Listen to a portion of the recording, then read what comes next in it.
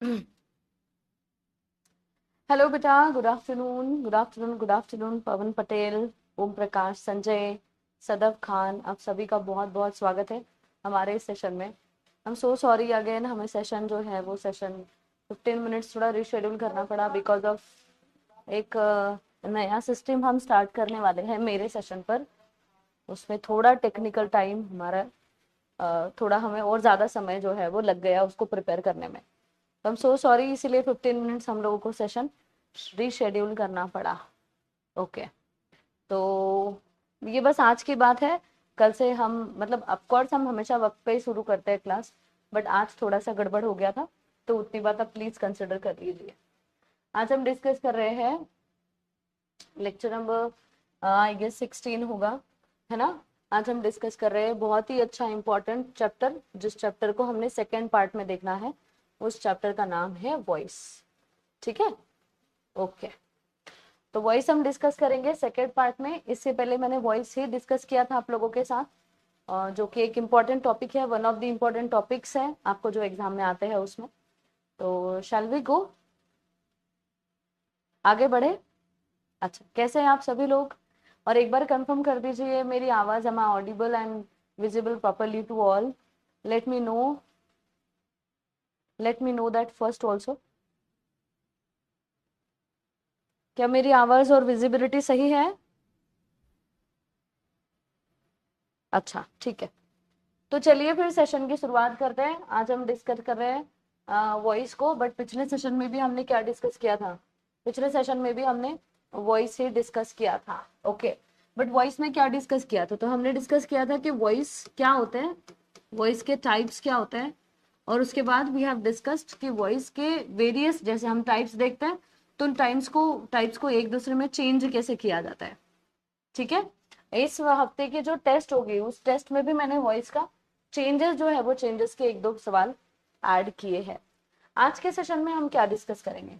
आज भी हम वॉइस ही डिस्कस करने वाले हैं, बट वॉइस का क्या, फिर वॉइस को इंटरोगेटिव सेंटेंसेस में कैसे चेंज किया जाता है, ये एक बहुत इंपॉर्टेंट पार्ट हम देखेंगे। उसके अलावा we are going to discuss some exceptional rules of voice, some exceptions of voice, मतलब कुछ इंपॉर्टेंट चीजें जो आपको स्पॉट द एरर में पूछी जा सकती है या फिर सेंटेंसेस के इंप्रूवमेंट में पूछी जा सकती है। तो ये सारी चीजें हम डिस्कस करेंगे। चलिए तो आगे बढ़े, है ना। उससे पहले एक क्वेश्चन है आप लोगों के लिए। अच्छा, मुझे बताइएगा अगर पोल आपको आप तक पहुंचे तो एक बार मुझे आप कंफर्म करने की कोशिश करिएगा। एक क्वेश्चन पूछूंगी मैं आपको। A cake, the cake must have been eaten by someone. तो देखिए, अभी हमारा पोलिंग का ऑप्शन आ सकता है या नहीं आ सकता है मुझे पता नहीं, but I can start with poll, है ना।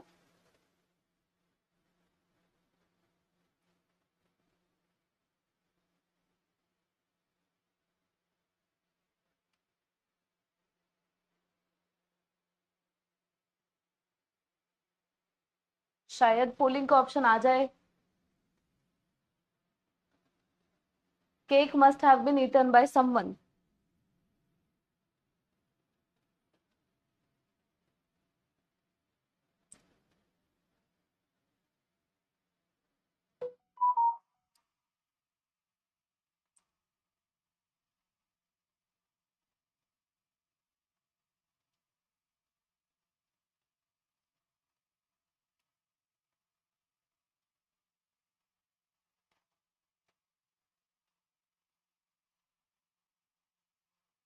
अच्छा, ओके।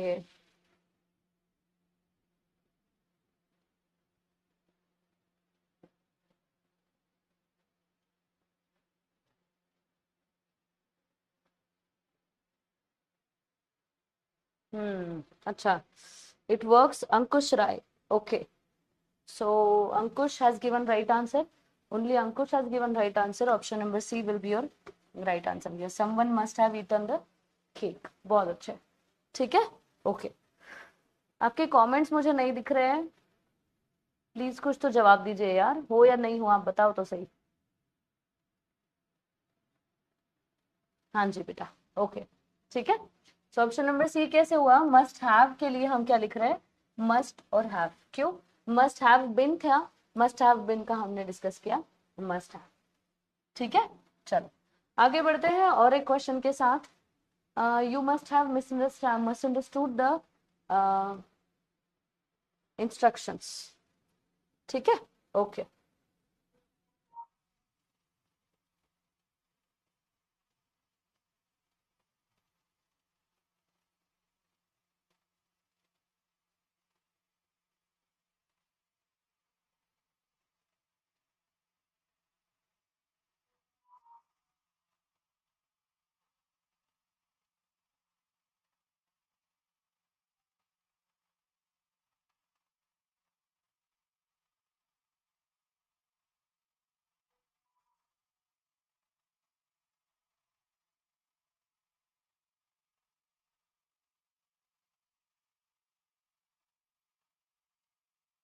मंजुनाथा, अंकुश राय एंड हेमा यादव। सबसे पहले जवाब मंजुनाथ, अंकुश राय और हेमा यादव।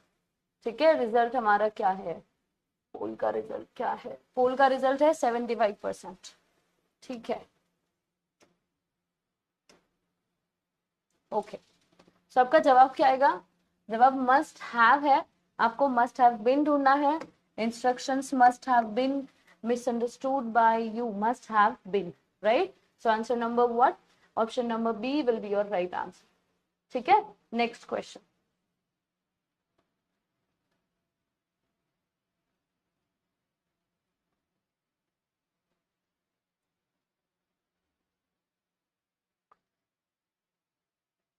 देखो भाई, मैं पहले एक बात बता दूं, नया सिस्टम है, आज पहली बार मेरे सिस्टम में पोल स्टार्ट हो रहे हैं।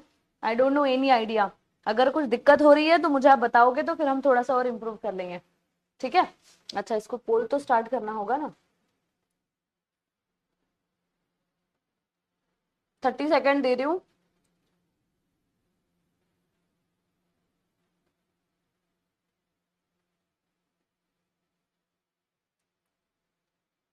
They ought to have issued a public clarification.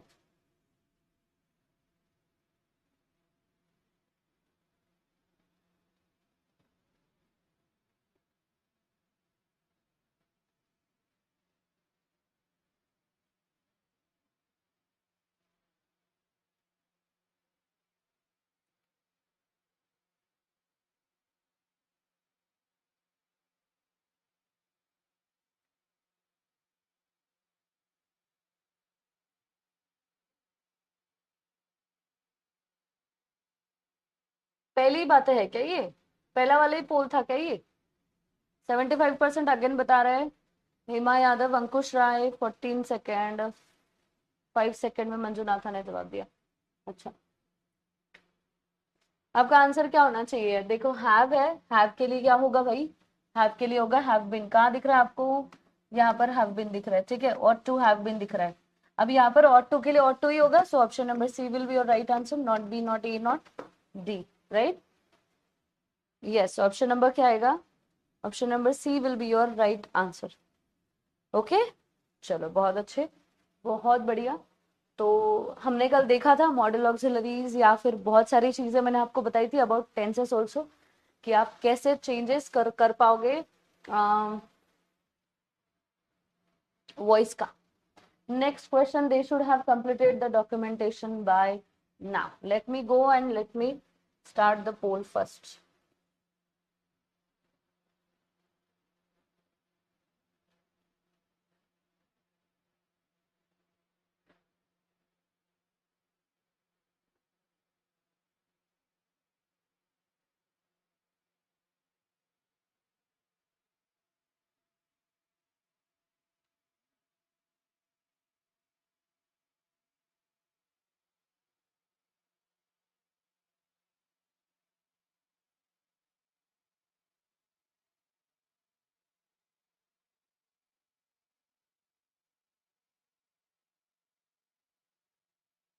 देखो जवाब है 100%, हेमा यादव, अंकुश राय और मंजुनाथ। ओके, ये तीन स्टूडेंट जो है ये जल्दी जल्दी जवाब दे रहे हैं, बहुत अच्छी बात है। Your answer should be option number B. How? The documentation should have been completed by them by now. By them और बाय नाउ ये दोनों में अंतर है, समझ रहे हैं आप? There is a difference between by them and by now. By now ये बता रहा है टाइम, कब तक, और बाय देम ये बता रहा है ऑब्जेक्ट, जिसने भी काम किया है वैसा। तो बाय के मीनिंग दो होते हैं, एक तो किसी व्यक्ति के द्वारा या फिर एक पर्टिकुलर समय तक। ठीक है, okay. So there we go, your answer should be option number B. चलो तो यहाँ तक आ गए, अभी आगे की बातें करते हैं। देखो पिछले सेशन में हमने क्या क्या डिस्कस किया था। पिछले सेशन में हमने डिस्कस कर लिया था कि जो हमारे क्या कहेंगे हम, वॉइस होता है, वो वॉइस को टेंसेस के साथ, मॉडल ऑक्सिलरीज के साथ हम चेंज करते हैं। बट उसके अलावा इंपेरेटिव सेंटेंस में भी टेंसेस को किस तरह से, ये तीनों के नहीं दिखा रहा है हमें तो कमेंट में, क्यों नहीं दिखा रहा है? अच्छा, तो उसके साथ साथ इंपेरेटिव सेंटेंस में भी एक्टिव टू पैसिव वॉइस का ट्रांसफॉर्मेशन कैसा होता है ये हमने देख लिया था। अब उसके बाद की बातें डिस्कस करते हैं, कुछ इंपॉर्टेंट रूल्स।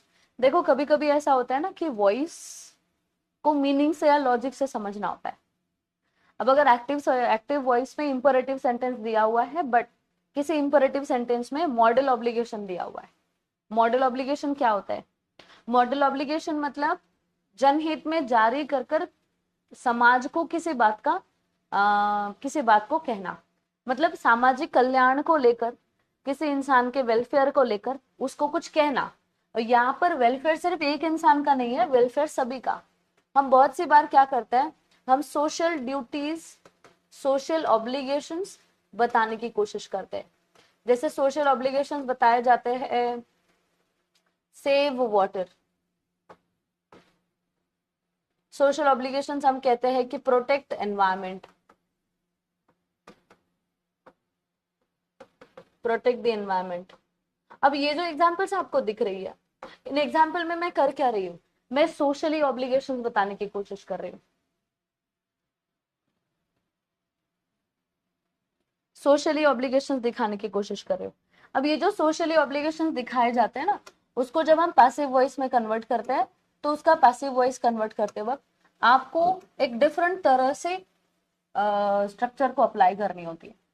स्ट्रक्चर को अप्लाई करनी होगी पैसिव वॉइस में इस तरह, मतलब सेंटेंस की शुरुआत ऑब्जेक्ट से होगी, सेंटेंस में शुड बी का यूज किया जाएगा, और शुड बी के बाद वर्ब थर्ड फॉर्म में यूज होगा। जैसे प्रोटेक्ट द एनवायरमेंट, इसको पैसिव वॉइस में लिखा जाएगा, ऑब्जेक्ट क्या है, environment, environment should be protected, that's it.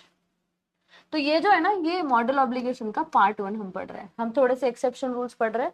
Exception rules में दिया गया है कि अगर एक्टिव वॉइस में आपने सोशल ऑब्लिगेशंस बताए हैं, सोशल ऑब्लिगेशंस मतलब क्या होते हैं, वर्ब का पहला फॉर्म प्लस ऑब्जेक्ट, इस फॉर्म में अगर आपने किसी को ड्यूटीज बताने की कोशिश की है जो कि सबके वेलफेयर के लिए होती है, तब उसका जब पैसिव वॉइस कन्वर्ट होगा तो वो इस स्ट्रक्चर में यूज किया जाएगा, शुड बी प्लस V3 वाले स्ट्रक्चर में। क्या ये बात समझ में आ रही है आपको, हाँ या ना?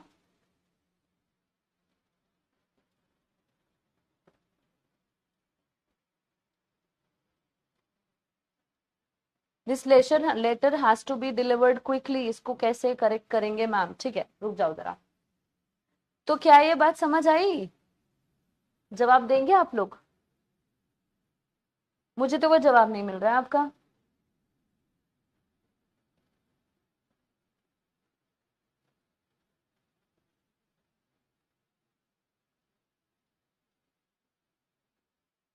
ठीक है, ओके। अभी अगला इसमें ये एक और क्वेश्चन है, डू नॉट वेस्ट वाटर। अब डू नॉट वेस्ट वाटर को कैसे सॉल्व करोगे? डू नॉट वेस्ट वाटर, आपने ये एक इंपेरेटिव सेंटेंस है, ठीक है। आप कहोगे मैम यहाँ पर हम लिख देते हैं you are ordered not to waste water, तब यू आर ऑर्डर्ड यहाँ पर स्ट्रक्चर को अप्लाई कर सकते हो, बट शुड बी का स्ट्रक्चर क्यों अप्लाई होगा?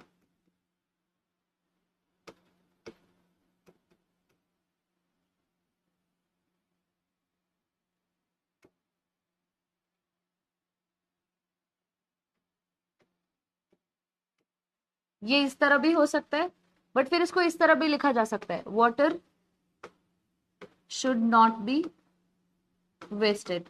अब आप कहोगे मैम ये ऐसे दोनों तरह से आप करोगे तो फिर कंफ्यूजन बढ़ेगा। ठीक है, कंफ्यूजन बढ़ेगा, ध्यान में रखिए। अगर किसी स्टेटमेंट को आपने किसी पर्सन को एड्रेस करते हुए कहा, किसी स्टेटमेंट में किसी इंडिविजुअल के वेलफेयर के बारे में कुछ कहा है, तो आप फिर जैसे हमने लास्ट सेशन में पढ़ा था, you are order to, you are advise to, ये स्ट्रक्चर्स को अप्लाई करोगे। बट अगर किसी सेंटेंस में आपने सोशल ऑब्लिगेशंस बतौर किसी सेंटेंस को यूज किया है, जहां पर आपने इंपरेटिव ही यूज किया बट वहां पर सोशल ऑब्लिगेशंस बताया, सोशल ऑब्लिगेशंस मतलब सामाजिक कर्तव्य होते हैं, तो पानी नहीं बहाना चाहिए या पानी को वेस्ट नहीं करना चाहिए, ये पूरे समाज के हित में है, तो उसके लिए फिर हम शुड बी के स्ट्रक्चर को यूज करेंगे। So water should not be wasted. क्या मेरी बात समझ आई? अच्छा, वंस अगेन, अच्छा हम क्या डिस्कस कर रहे हैं शुभम यादव? देखो हम डिस्कस ये कर रहे हैं, मैं एक बार फिर से मैं एक बार रिपीट कर देती हूँ, आप सभी लोग ध्यान दीजिए।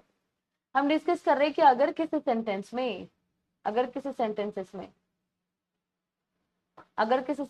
में किसी सोशल ऑब्लिगेशंस को लिखा है, किसी सोशल ऑब्लिगेशन को लिखा है मतलब क्या होता है? सोशल ऑब्लिगेशन को लिखा गया मतलब कोई एक ऐसा पर्टिकुलर स्टेटमेंट है जिसको पढ़कर आपको लग रहा है कि अच्छा ये जनहित में जारी कर रखा है। ये जैसे देखो, मैंने अगर कहा कि मेरे लिए चाय बना दो, किसी को मैंने कहा कि मेरे लिए चाय बना दो, या bring me a glass of water, ऐसे मैंने कह दिया, तो अगले को क्या समझेगा कि भाई ठीक है, इंपरेटिव सेंटेंस का यूज किया है, मुझे आज्ञा मिली है, तो वो मेरे लिए काम करेगा। बट अगर मैंने किसी को कहा कि सेव ट्रीज, पेड़ों को बचाओ, तो पेड़ बचाओ ऐसा मैंने कह दिया, तो वो क्या कहेगा कि ठीक है ये मेरे हित में नहीं है, ये समाज के हित में। जब किसी सेंटेंस में आपने सोशल ऑब्लिगेशन, कोई सेंटेंस अगर सोशल ऑब्लिगेशन की तरह साउंड कर रहा है, तो फिर उसको स्ट्रक्चर जो है वो इस स्ट्रक्चर में लिखा जाएगा, वो object plus should be plus V3 वाले स्ट्रक्चर में। समझ रहे हैं आप मेरी बात? और यही स्ट्रक्चर अप्लाई हो गई यहाँ पर बढ़िया से। कैसे? देखो, प्रोटेक्ट द एनवायरमेंट ऐसा लिख दिया, उसको किया the environment should be protected. समझे आप मेरी बात? शुड बी क्यों लिख रहे हो? क्योंकि ये एक सोशल ऑब्लिगेशन की बात हो रही है। किसकी बात हो रही है? ये एक सोशल ऑब्लिगेशन की बात हो रही है। सोशल ऑब्लिगेशन में हम स्ट्रक्चर को यूज करते हैं शुड बी वाले। समझे अभी शुभम? हाँ, अभी समझ आया हर्ष गोयल? देखो, नॉर्मली एक जो स्टेटमेंट होगी वो नॉर्मली स्टेटमेंट इंपरेटिव होगी, जैसे दो एग्जांपल यूज कर रहे हैं। देखो थोड़ा सा और समझ आएगा इसको क्लियरली, तो पढ़ने की कोशिश करेंगे। अब यहाँ ध्यान दो, देखो इसमें कहा है the beggar should not be laughed at. Beggar should not be laughed at, ये तो पैसिव वॉइस ही हुआ। हाँ देखो, we should not encourage indiscipline, हमने इनडिसिप्लिन को बढ़ावा नहीं देना चाहिए। इनडिसिप्लिन मतलब जिसमें डिसिप्लिन ना हो, है ना? अब जहां पर डिसिप्लिन नहीं है उसको बढ़ावा ना दे, बढ़ावा न दे, ये किसी एक इंसान के लिए की गई है क्या बात? नहीं, पूरे समाज के लिए बात की गई। सभी लोगों को ये बताया गया है कि इनडिसिप्लिन को एनकरेज, बढ़ावा नहीं देना चाहिए, इसका हमें पैसिव वॉइस करना है। तो we can have two options, एक तो यू आर एडवाइज टू, या फिर शुड। अब शुड दे दिया है ऑलरेडी, तो अब शुड भी यूज करोगे ना, जैसे क्या यूज करोगे? इनडिसिप्लिन,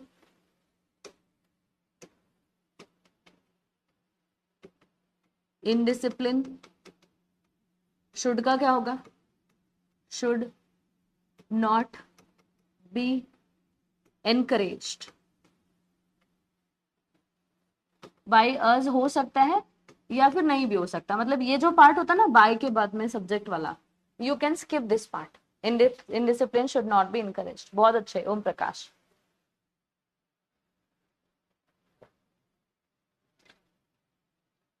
ठीक है, वेरी गुड सदफ खान, बहुत अच्छे। अब इसको मैं ऐसे भी लिख सकते थे, indiscipline should not B encouraged. इसको हम ये भी लिख सकते थे कि don't encourage indiscipline. Don't encourage indiscipline मतलब है जनहित में जारी कर रखी है बात। तो यहां तक समझ आ रहे हैं? यहां तक क्या समझ आया कि सोशल ऑब्लिगेशंस किसी सेंटेंस में दिए तो उसका पैसिव वॉइस शुड बी के स्ट्रक्चर्स के साथ यूज किया जाएगा। ठीक है, आगे बात करते हैं दूसरे मॉडल ऑब्लिगेशंस के। मॉडल ऑब्लिगेशन का मीनिंग क्या है देखिएगा, यहां पर मीनिंग एक ही है, simple. When 2 plus V1 is used in this sentence,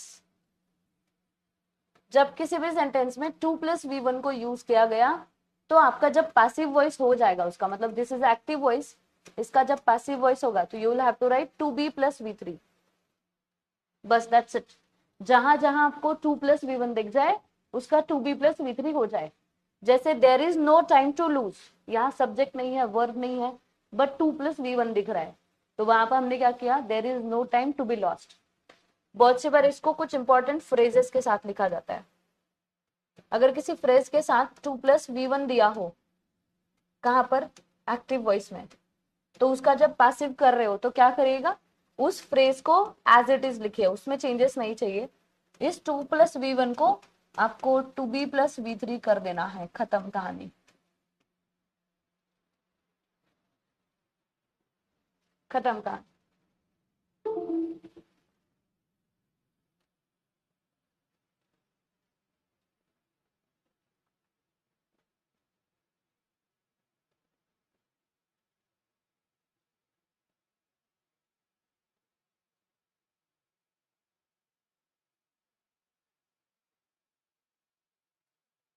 ठीक है, ओके, चलो आगे बढ़ते हैं।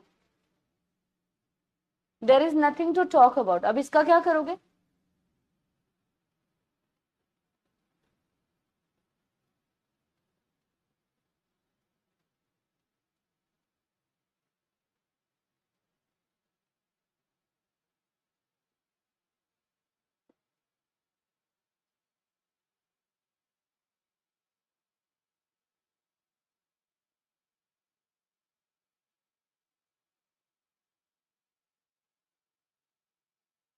इसका क्या करोगे, देखो इसका चेंज कैसे होगा, इसका होगा, आप जो भी फ्रेज लिखी हो, जैसे यहाँ पर ये फ्रेज लिखी है देयर इज नथिंग, तो इसको एज इट इज लिखो। इसके बाद टू टॉक लिखा है, आप बस लिख दो 2B और टॉक को कर दो V3 में टॉक्ड, और फिर बाकी चीजें जैसी थी वैसी, टॉक्ड अबाउट। क्या ये बात समझ में आ रही है?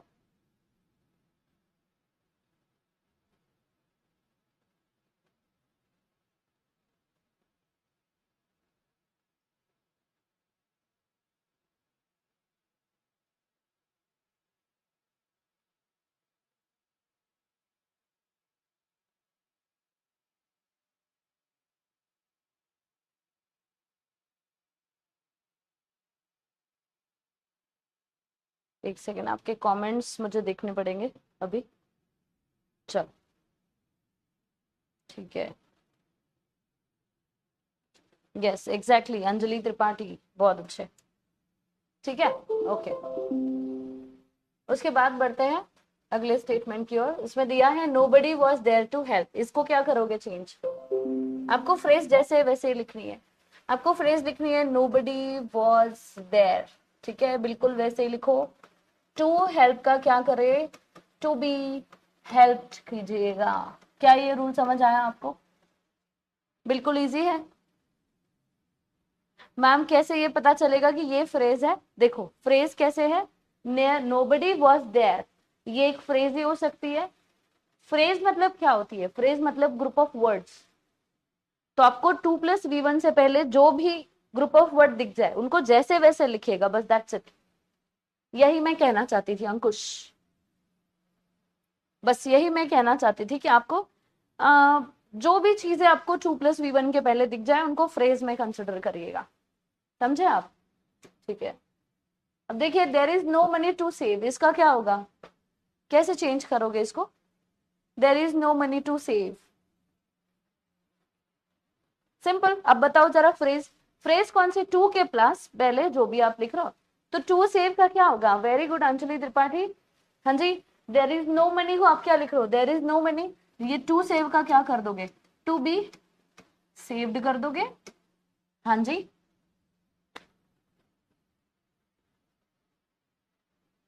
चल। तो फिर यहां तक हम आ चुके, यहां तक हमने जो जो चीजें डिस्कस की उनको बढ़िया से ध्यान में रखो, कि उनको बढ़िया से हम लोगों को पढ़ना है, या फिर हम लोगों ने इसको बढ़िया से पढ़ने की कोशिश की है, ओके। अभी आगे बढ़ते हैं एक क्वेश्चन की ओर, अच्छा इसका जवाब देने की कोशिश करिएगा।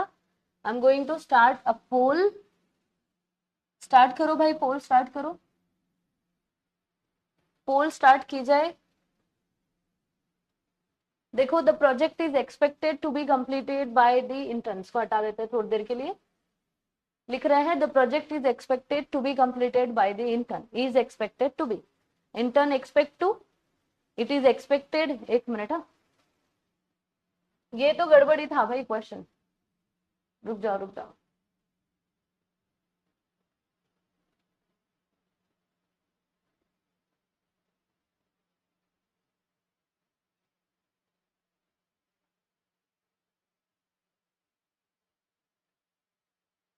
इसका हमें एक्टिव वॉइस करना है।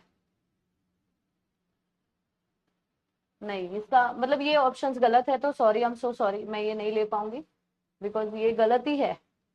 हाँ चलो, इसको डिस्कस कर रहे हैं क्योंकि वो क्वेश्चन ही गलत था। जब मैंने लास्ट टाइम एक बैच में लिया था तभी उस क्वेश्चन में चेंजेस हमें चाहिए थी। अब देखो, एक बार पढ़ लेते हैं फिर सारे क्वेश्चन सॉल्व कर लेंगे, ठीक है। अब देखो क्या कहा है कि अगर, चलो ठीक है, अगर मॉडल ऑब्लिगेशन है और मॉडल ऑब्लिगेशन के 2+V1 के लिए हमें 2B+V3 यूज करना है, ठीक है, तो उन फ्रेजेस में क्या क्या आ सकता है, तो बहुत सारे स्कोप्स है। उन फ्रेजेस में यूज करने के लिए एक बहुत इंपॉर्टेंट स्कोप ऐसा होता है कि सेंटेंस की शुरुआत शायद इट इज टाइम या इट वॉज टाइम से भी हो। हम बहुत सी बार ऐसा लिखते हैं एक्टिव वॉइस में, it is time, it is time 2+V1, ऐसा हम लिखते हैं। जैसे हम कहते हैं it is time to take tea, it is time to study, it is time to help the poor, it is time to work hard, it is time to go out, हम लिखते हैं। तो इसको हमने एक्टिव वॉइस में अगर हमने देख लिया ना, तो उसका पैसिव क्या होगा, तो आप कुछ नहीं करिए, इट इज टाइम का फ्रेज एज इट इज लिखिए। उसके बाद अगर वर्ब के बाद ऑब्जेक्ट दिया हुआ है तो फॉर करके ऑब्जेक्ट लिखो, और ऑब्जेक्ट है तो फिर टू बी के बाद V3 लगाओ, और अगर ऑब्जेक्ट नहीं है तो देखो क्या होगा,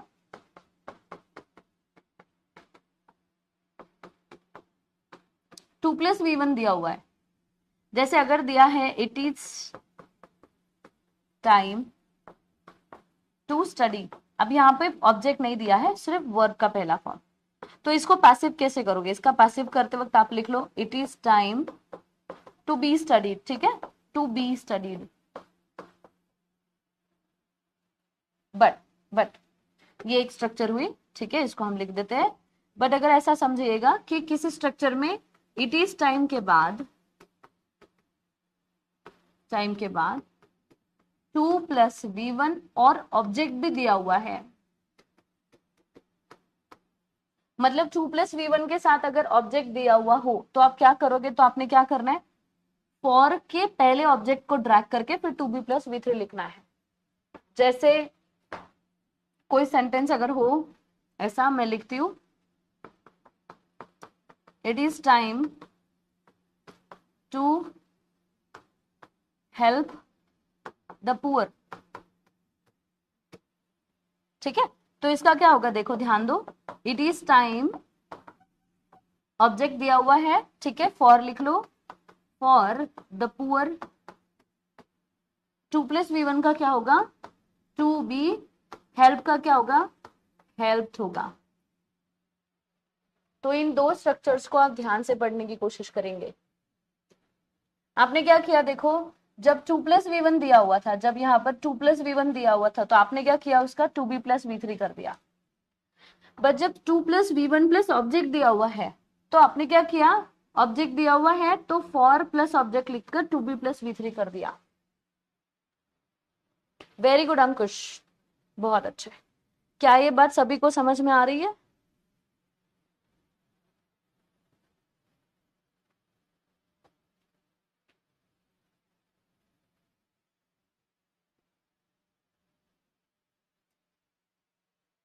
क्या इसको आप सभी स्टूडेंट समझ पा रहे हो? प्लीज जवाब दे दो।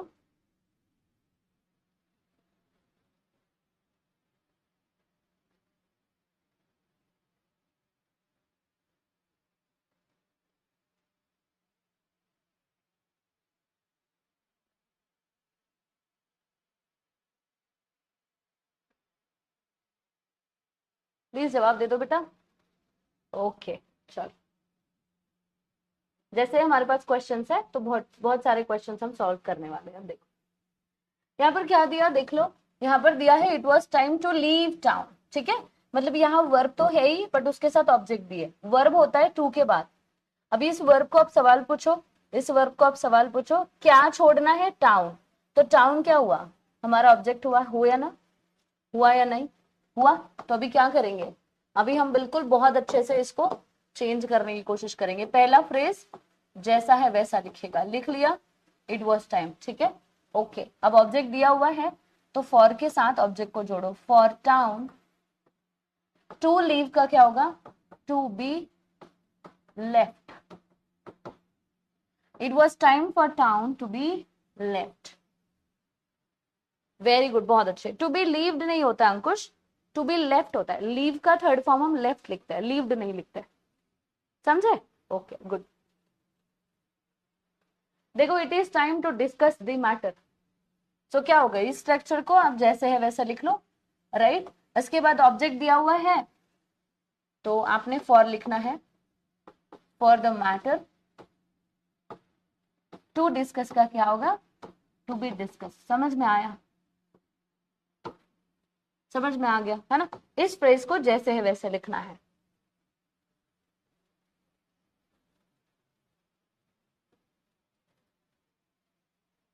I'm always 5-6 second delay.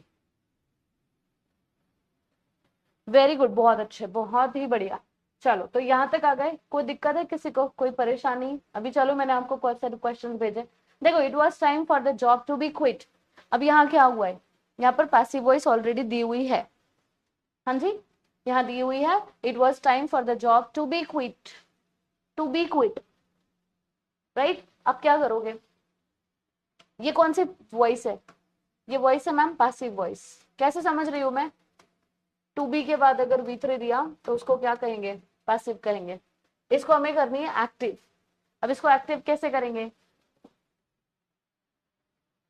Active कैसे करोगे, देखो इस फ्रेज को एज इट इज लिखो, लिख लिया, ठीक है, to quit the job, that's it. बहुत बढ़िया, बहुत अच्छे सदफ, बहुत अच्छे मंजुनाथा, बहुत अच्छा अंकुश, बहुत बढ़िया, बहुत ही अच्छा।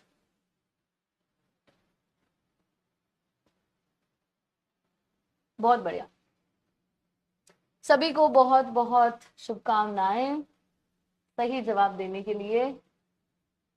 नहीं ये तो हमें टाइम है अभी, यहाँ तक पहुंचने के लिए हमें।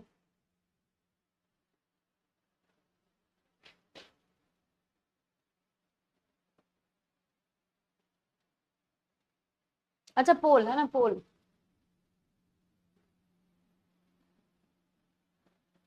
स्टार्ट पोल।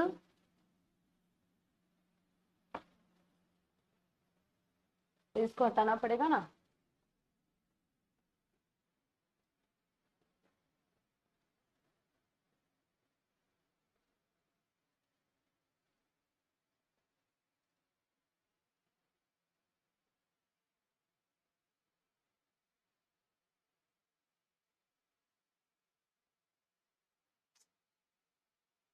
सॉरी।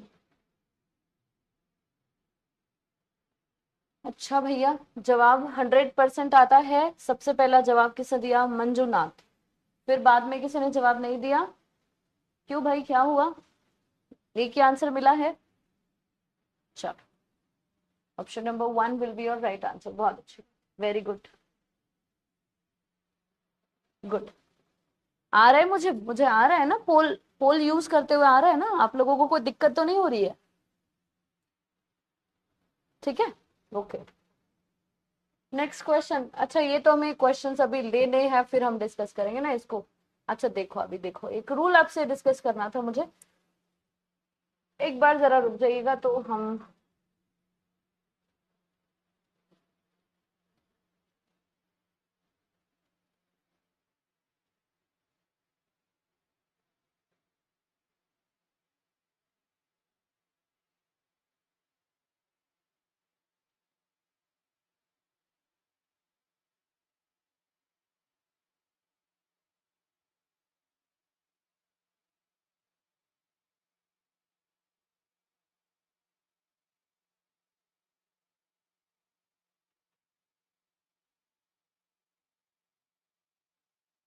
अच्छा ठीक है, ओके। चलो तो हम डिस्कस कर रहे हैं इसके बाद। 30 सेकेंड्स नॉट इनफ। देखो 30 सेकेंड्स आपका एग्जाम का जो टाइम होगा वो टाइम 48 सेकेंड का होगा। मतलब एक क्वेश्चन को आपको 48 सेकेंड्स मिल रहे हैं। हम क्लास में ठीक है 40 सेकेंड कर देते हैं, ठीक है, अगले पोल से मैं 40 सेकेंड कर दूंगी। चल अब क्या हो रहा है ना, अभी है एक इम्पॉर्टेंट बात जो मुझे आप लोगों के साथ करनी है, वो है कि आपको ये बात समझनी है कि जब हम इंटरोगेटिव सेंटेंसेस का यूज करते हैं तब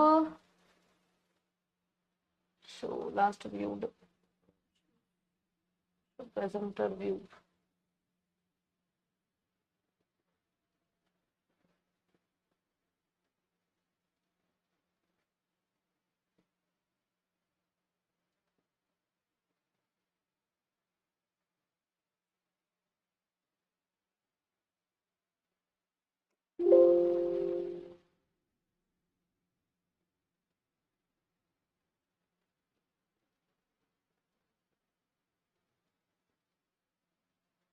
कोई दूसरा फाइल हमें ऐड करना होगा।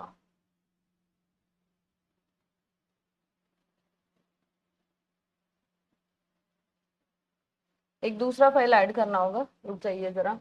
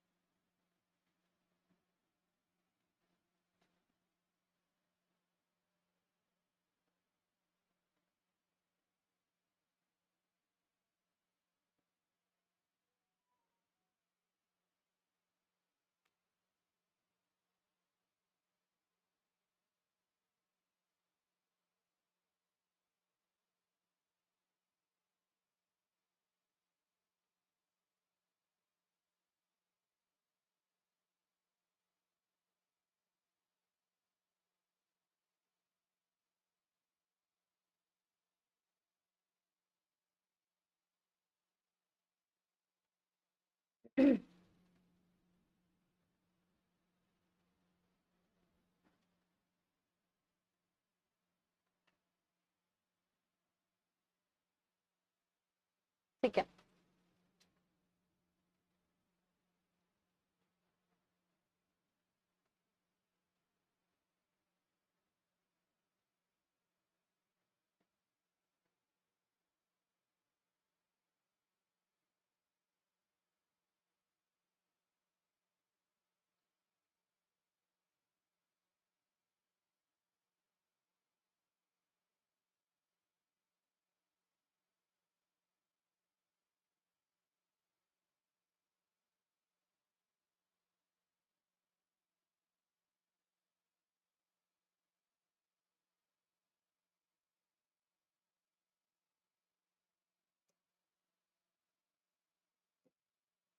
ठीक है।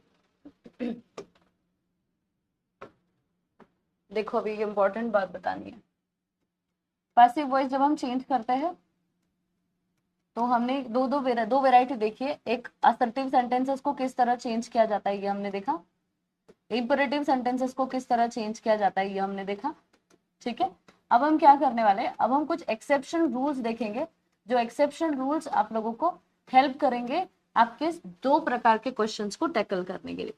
एक प्रकार का क्वेश्चन होगा स्पॉट द एरर और दूसरा क्वेश्चन होगा सेंटेंस इंप्रूवमेंट। अगर आपको उस पर क्वेश्चन आते हैं तो मतलब अगर आपको सेंटेंस इंप्रूवमेंट या स्पॉट द एरर पर क्वेश्चन आते हैं तो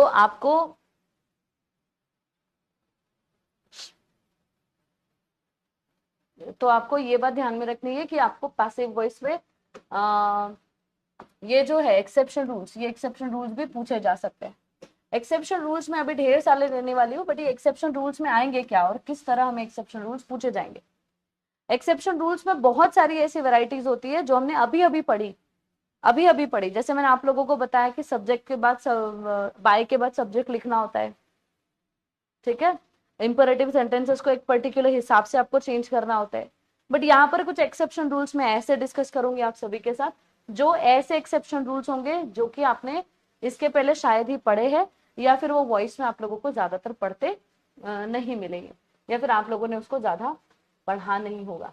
तो उन एक्सेप्शन रूल्स में से एक बहुत ही इंपॉर्टेंट रूल मैं डिस्कस करने वाली हूँ आप लोगों के साथ या आप सभी के साथ। देखिए, एक्सेप्शन रूल फर्स्ट ये कहता है कि अगर किसी भी सेंटेंस में आप लोगों को समवन, या हम कहते हैं कि समवन या एवरीवन या दे ऐसे प्रोनाउन दिखता है, देखो रूल क्या कहता है, रूल कहता है एक्सेप्शन वन कि अगर किसी भी सेंटेंस के जो सब्जेक्ट्स है वो सब्जेक्ट्स समवन, एवरीवन या दे है, या फिर कुछ इंडेफिनिट प्रोनाउन अगर सेंटेंस में सब्जेक्ट आते हैं, तो आपको पैसिव वॉइस में उसको यूज करने की जरूरत नहीं होनी चाहिए। ये आपका रूल है। रूल कहता है when subjects are indefinite pronoun in active voice, so you need not to use them in passive voice. जब सब्जेक्ट एक्टिव वॉइस में इंडेफिनिट प्रोनाउन होंगे तो आपको उनको पैसिव वॉइस में यूज करने की जरूरत नहीं पड़नी चाहिए। कौन से प्रोनाउन के? बेसिकली ये प्रोनाउन ज्यादातर समवन, एवरीवन और दे, या फिर इनके अलावा अगर एनीवन आता है, या फिर इनके अलावा नो वन आता है, या फिर हम कहेंगे एवरीवन आ गया ना, समवन आ गया, एनीवन आता है, तो अब ध्यान में रखिए, या फिर वन आता है, वन, ये अगर सब्जेक्ट्स आते हैं तो उनको पैसिव में ना लिखे। जैसे someone picked my pocket, picked मतलब चुराना, उठा नहीं लेना, वैसे तो पिक का मीनिंग उठा लेना होता है, बट पॉकेट चुराने के लिए हम पिक कहते हैं। तो समवन पिक्ड माय पॉकेट, इसका होगा my pocket was picked by someone, नहीं, यहां पर सिर्फ लिखा जाएगा my pocket was picked. They will declare the result soon, ये हुआ हमारा एक्टिव वॉइस। तो विल का क्या होगा? विल, तो हम ऑब्जेक्ट लिखेंगे result will be declared by them, नहीं, हम क्या लिखेंगे? Only result will be declared. तो क्या ये बात समझ आ रही है? रूल ऑफ एक्सेप्शन कहता है अगर कभी भी सेंटेंस में subject pronoun pronoun subject pronoun अगर इंडेफिनेट वे से लिखे हैं, इंडेफिनेट क्या होता है? इंडेफिनेट मतलब आपने पढ़ा होगा प्रोनाउन के टाइप्स, इंडेफिनेट टाइप्स थे, जैसे anyone, everyone, someone, one, few, ऐसे शब्द जो होते हैं ना, ये शब्द हमेशा इंडेफिनेट प्रोनाउन कंसिडर किए जाते हैं। उसमें से स्पेशली ये तीन प्रोनाउन को मैंने लिखा है। इन प्रोनाउन को अगर एक्टिव वॉइस में यूज किया है तो उनको पैसिव में यूज ना करें, आप सेंटेंस वैसे ही लिखे।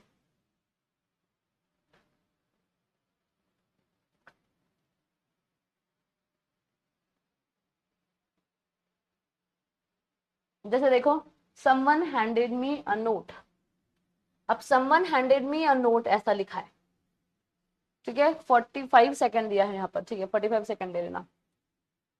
Someone handed me a note, अब यहाँ पर ऑब्जेक्ट जो भी है, आई है, नोट है, जो भी आप कंसिडर कर लो।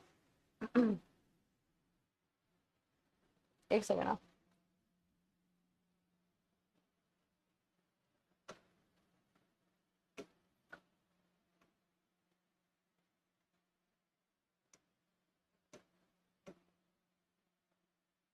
अरे भाई,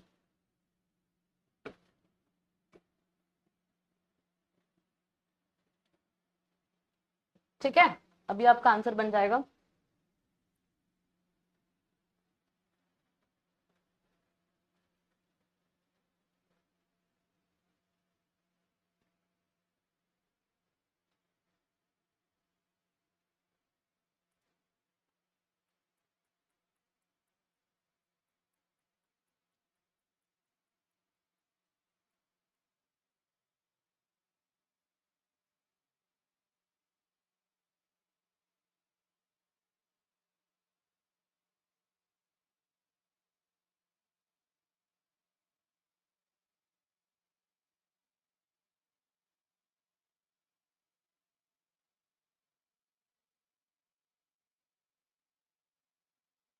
100% रिजल्ट, क्योंकि आंसर मैंने पहले ही दे दिया था। अंकुश राय, मंजुनाथा, हेमा यादव, सदफ खान, श्रद्धा चौहान, पवन पटेल और ओम प्रकाश। बहुत जल्दी जल्दी आप लोगों ने जवाब दिया, बहुत बढ़िया बात है। बट इंपॉर्टेंट बात यह है कि आंसर ऑलरेडी आपको क्लियर था, ठीक है, बट फिर भी very good. A note was handed, क्या आएगा भाई आंसर अभी? आंसर आएगा अ नोट वॉज, अरे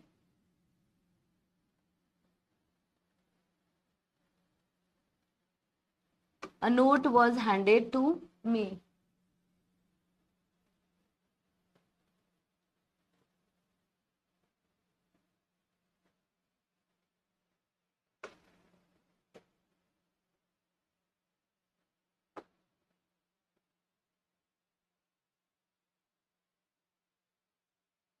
अ note was handed to me चाहिए। देखो यहाँ पर जवाब क्या चाहिए, यहाँ पर जवाब चाहिए to me.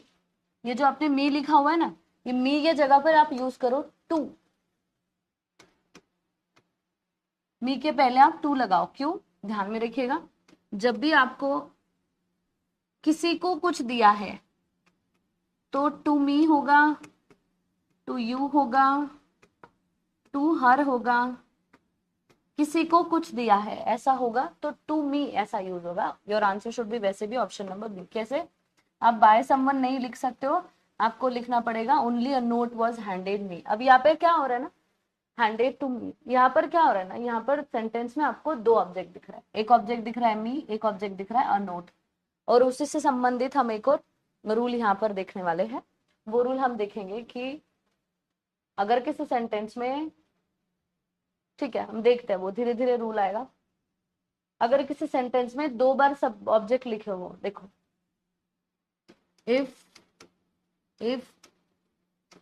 Object, if two objects are given, you can use either of them। आप उसमें से कोई भी एक यूज कर सकते हो, इस लाइन को भी ध्यान में रखिएगा।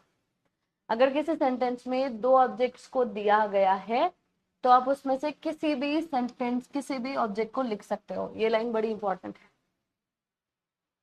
अगर किसी सेंटेंस में दो ऑब्जेक्ट दिया, जैसे यहाँ पर एक ऑब्जेक्ट है she handed me a note, उसने मुझे एक नोट दी, तो उसने मुझे एक नोट दी। किसे दी, मुझे दी। क्या दिया, नोट दिया। तो आप दोनों तरह से लिख सकते हो, आप ऐसा भी लिख सकते हो a note was handed to me, या लिख सकते हो I was handed a note. यहाँ पर बाय समवन लिखना गलत है, ये तो गलती कर दिया इन्होंने, और note was being handed to me, ये मीनिंग टेंसेस वाइज रॉन्ग है। ठीक है, नेक्स्ट हम रूल देखेंगे कि अगर कभी इंडेफिनेट प्रोनाउन नेगेटिव हो तो फिर क्या होगा। देखो हमने अभी क्या देखा कि अगर एक्टिव वॉइस में सब्जेक्ट इंडेफिनेट प्रोनाउन है, मतलब एनीवन है, समवन है, एवरीवन है, दे है, जिससे हमें पता नहीं चल रहा है कि एक्चुअल कौन सा शख्स है जिसने काम किया, वो हमें नहीं पता चल रहा है, तो उस वक्त क्या करना है, उस वक्त आपने बाय के बाद उनको यूज नहीं करना है, खत्म कहानी। कभी कभी अगर एक्टिव वॉइस में नेगेटिव इंडेफिनेट प्रोनाउन आते हैं, जैसे नेगेटिव इंडेफिनेट प्रोनाउन एक ही है हमारे पास मौजूद, वो नेगेटिव इंडेफिनेट प्रोनाउन है नो वन। जैसे नो वन है, जैसे नो बडी है, जैसे नो स्टूडेंट है, जैसे नो गर्ल है। मतलब आपने कभी भी नो इस वर्ड का यूज अगर सब्जेक्ट बतौर किया है तो पैसिव वॉइस ये नेगेटिव होगा। तो उस वक्त आपको पैसिव वॉइस को नेगेटिव बनाना होगा।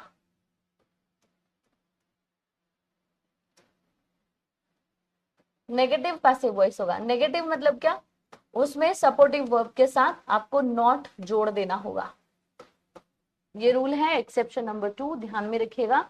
एक्सेप्शन नंबर 2 कहता है जब भी किसी भी एक्टिव वॉइस का सब्जेक्ट ये नेगेटिव हो तो आपका पैसिव वॉइस ये नेगेटिव हो जाएगा। जैसे nobody can change your destiny, तो आप इसको मत लिखो ऐसा कि destiny can be change by nobody, no.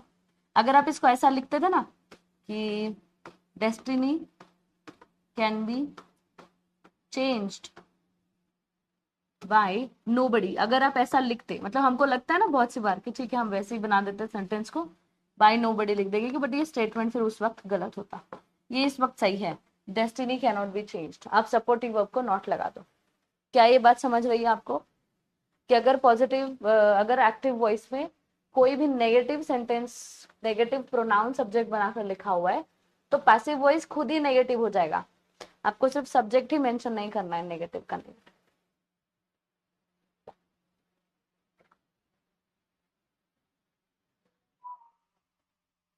जैसे डेस्टिनी बदली नहीं जा सकती, आप ऐसा कभी नहीं लिखो destiny can be changed by nobody, ऐसा कभी नहीं लिखना है। आप एरर में ध्यान रखिएगा, ठीक है, स्पॉट एरर में ऐसे क्वेश्चन आ सकते हैं।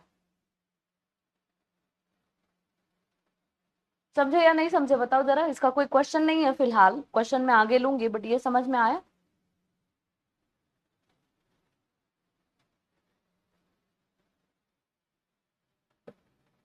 ठीक है, आगे का रूल पढ़ रहे हैं।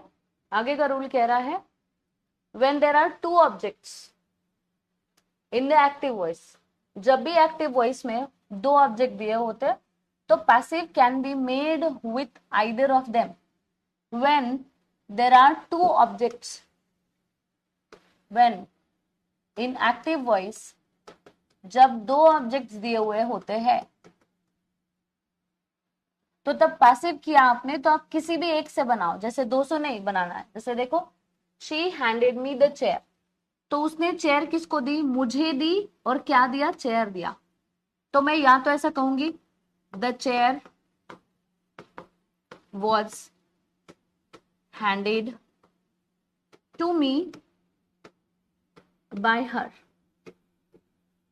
या फिर मैं लिखूंगी I was handed the chair. Handed करना मतलब क्या? दे देना। बाय हर, समझे? So both can be right, दोनों भी क्या हो सकते हैं? सही हो सकते हैं। एक बार फिर से, ठीक है, पढ़ेंगे पढ़ेंगे, रुक जाओ जरा।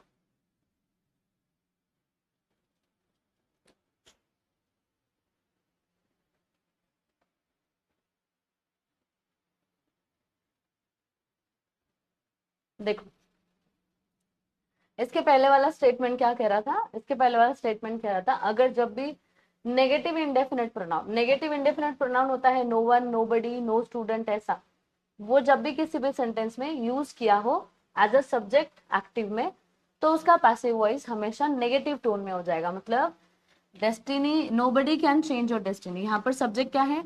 नेगेटिव है। नेगेटिव है इसलिए फिर इसको क्या करेंगे हम? इसको तो हटा ही देंगे क्योंकि इनडेफिनेट प्रोनाउन है। हम लिखेंगे your destiny can not B change, ऐसा नहीं लिखेंगे your destiny can be change by nobody. ठीक है, okay. And the next is she was handed me the chair, I was handed the chair by हर। नहीं मंजुनाथा, bye हर नहीं होगा, sorry to her नहीं होगा, बाय हर होगा। उसके द्वारा दी गई ना बाबा, उसको नहीं ना दी गई। देखो चेयर उसने मुझे दी, तो इसका या तो होगा कि a chair was, the chair was handed to me by her, या फिर ऐसा होगा I was handed the chair by her. To her नहीं होगा मंजुनाथ। आपका मैं प्रोनाउंसिएशन सही कर रही हूँ क्या नाम का? Am I not miss pronunciation? Am I not miss pronunciating your name? Manjunatha, is it your name? Right? या shall I call you Manju only? अच्छा ठीक है, आप देखो जरा इसका। इसका क्या होगा? Doctor gave him medicine.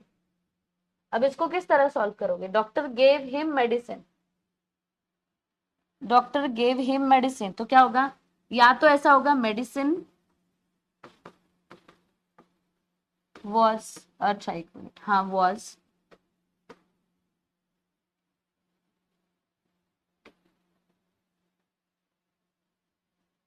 Was given to him. हाँ जी, या फिर आप लिखो ही वॉज गिवन मेडिसिन। अब मैं इसके बाद बाय डॉक्टर नहीं लिखूंगी। क्यों नहीं लिखूंगी मैं बता दूंगी, थोड़ी देर बाद बताती हूँ। ठीक है मंजू, या फिर सभी स्टूडेंट समझ रहे हैं आप? यहाँ पर मैं बाय डॉक्टर नहीं लिखूंगी। क्यों नहीं लिखूंगी? I am going to tell you that. चलो आप एक क्वेश्चन का जवाब दे दो तब तक। क्वेश्चन क्या है? क्वेश्चन कहता है she brought him a new umbrella. So उसने उनकी, उसके लिए एक नया अम्ब्रेला खरीदा। चलो देखो 45 सेकेंड से बहुत ज्यादा हो जाते हैं यार, मतलब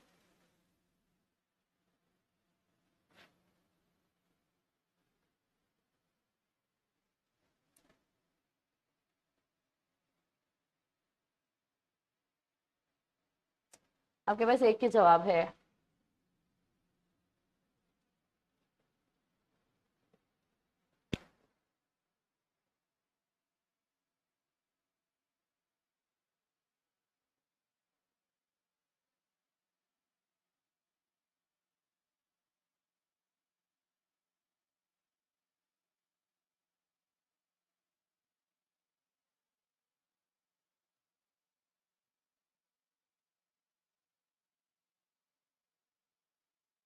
अरे क्या हुआ, ये पोल आया नहीं क्या आपको? जवाब क्यों नहीं दिया आपने?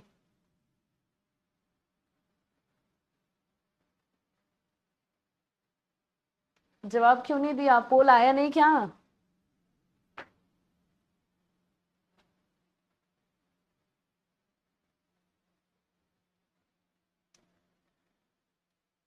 She brought him a new umbrella, उसने उसके लिए एक क्या लाया? अम्ब्रेला लाया।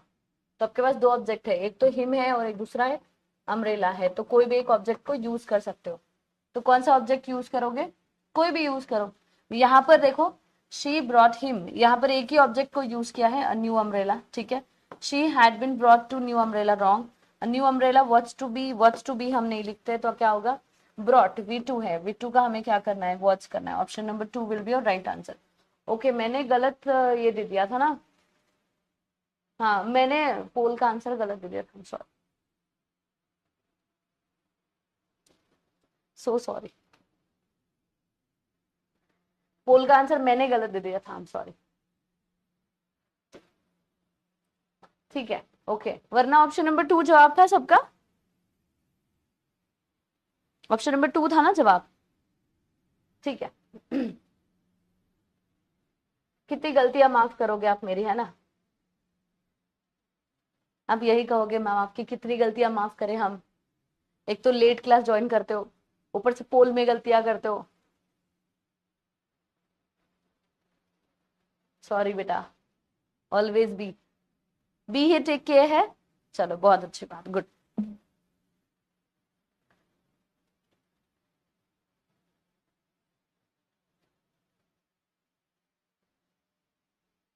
देखो, rule of exception 3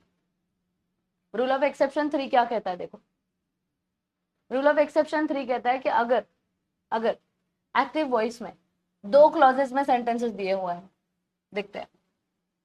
if if two clauses are combined in active voice,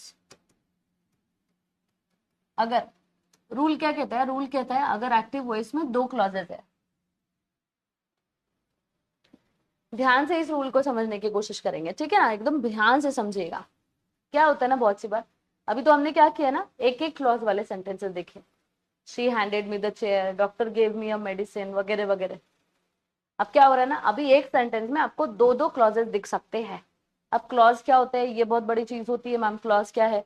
clause क्या होता है, देख लो जरा। क्लॉज सेंटेंस का वो हिस्सा होता है, सेंटेंस का वो पार्ट होता है जो आपको सेंटेंस की तरह ही दिखेगा। सेंटेंस की तरह दिखना मतलब क्या होता है? उसमें ना, उसमें subject plus verb plus object, इस स्ट्रक्चर को यूज किया जाएगा। ध्यान से देखो, सेंटेंस का वो पार्ट जो subject plus verb plus object इस स्ट्रक्चर में दिया हुआ होगा, उसे हम क्लॉज कहेंगे। उसे क्या कहेंगे? क्लॉज कहेंगे। अब क्लॉज होते हैं दो हिसाब के, दो टाइप के क्लॉज होते हैं। एक क्लॉज होता है भाई मेन क्लॉज, और एक क्लॉज होता है डिपेंडेंट, जिसको ही हम सबऑर्डिनेट क्लॉज कहते हैं। अब रूल क्या कहता है, देखो जरा। रूल कहता है कि अगर किसी भी सेंटेंस में मेन क्लॉज और सबऑर्डिनेट क्लॉज ऐसे दोनों भी क्लॉज दिए हो, तो जब आप उसका पैसिव करोगे तो आप दोनों भी क्लॉजेस का पैसिव नहीं चेंज करोगे, सिर्फ मेन क्लॉज का पैसिव चेंज करोगे।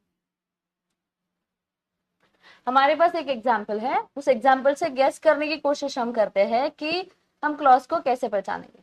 देख लो जरा, अगर किसी भी सेंटेंस का पार्ट ये subject plus verb plus object की तरह दिखता हो, तो सेंटेंस में सेंटेंस नहीं क्लॉज दिए हुए हैं। जैसे she help me so that I could help her in the future. देखो, शी हेल्प मी, आपको दिख रहा है शी हेल्प मी, उसने मेरी मदद की,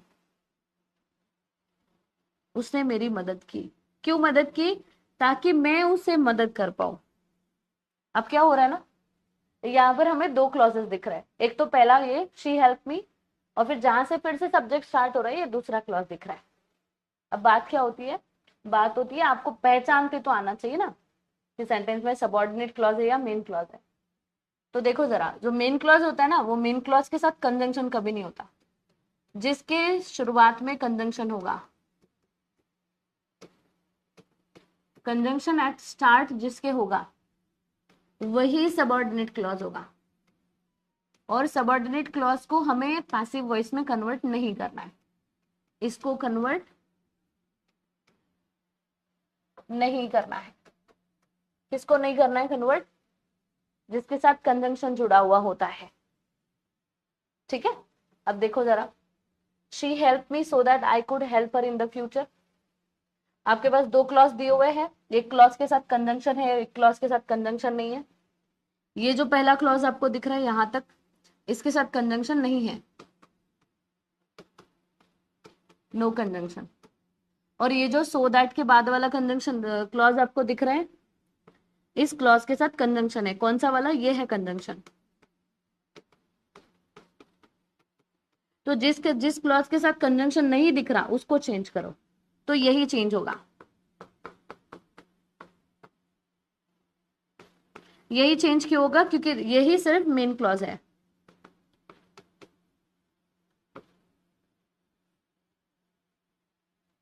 क्या मेरी बात समझ रहे हो आप लोग?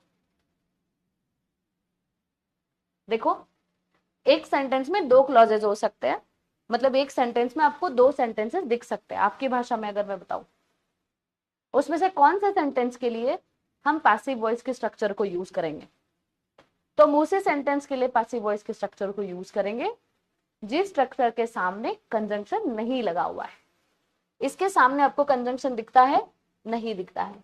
यहां से आपको कंजंक्शन दिखता है? नहीं दिखता है। तो इसको बिल्कुल कुछ ना करे, यहां से बस हमें कंजंक्शन इसकी बस हमें चेंज करनी होगी। तो मैं आपको बिल्कुल चेंज करके दिखाती हूँ, आप बस टेंशन ना लो, आप बस देखो, नोटिस करो। जैसे मुझे अगर इसका पैसिव वॉइस करना है तो मैं क्या करूंगी? She help me so that I could help her in the future. तो मैं यूज करूंगी शी हेल्प मी, बस इसका पैसिव वॉइस होगा मेरे लिए, बस खत्म। तो मैं यूज करूंगी शी हेल्प मी, मतलब I was helped bye her so that I could help her in the future, ताकि मैं उसको फ्यूचर में हेल्प कर पाऊं। तो क्या मेरी बात आप समझ रहे हो? यहाँ पर कंजंक्शन नहीं था, बस इसी हिस्से को मैंने क्या किया? चेंज करने की कोशिश कर ली है। कौन से हिस्से को? बस इतने हिस्से को मैंने चेंज किया है।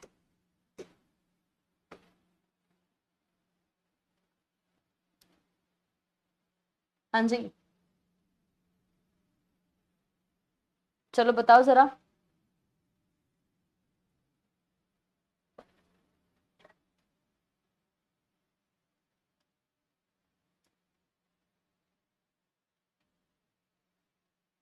ये तो और इजी हो गया ओम प्रकाश, पक्का?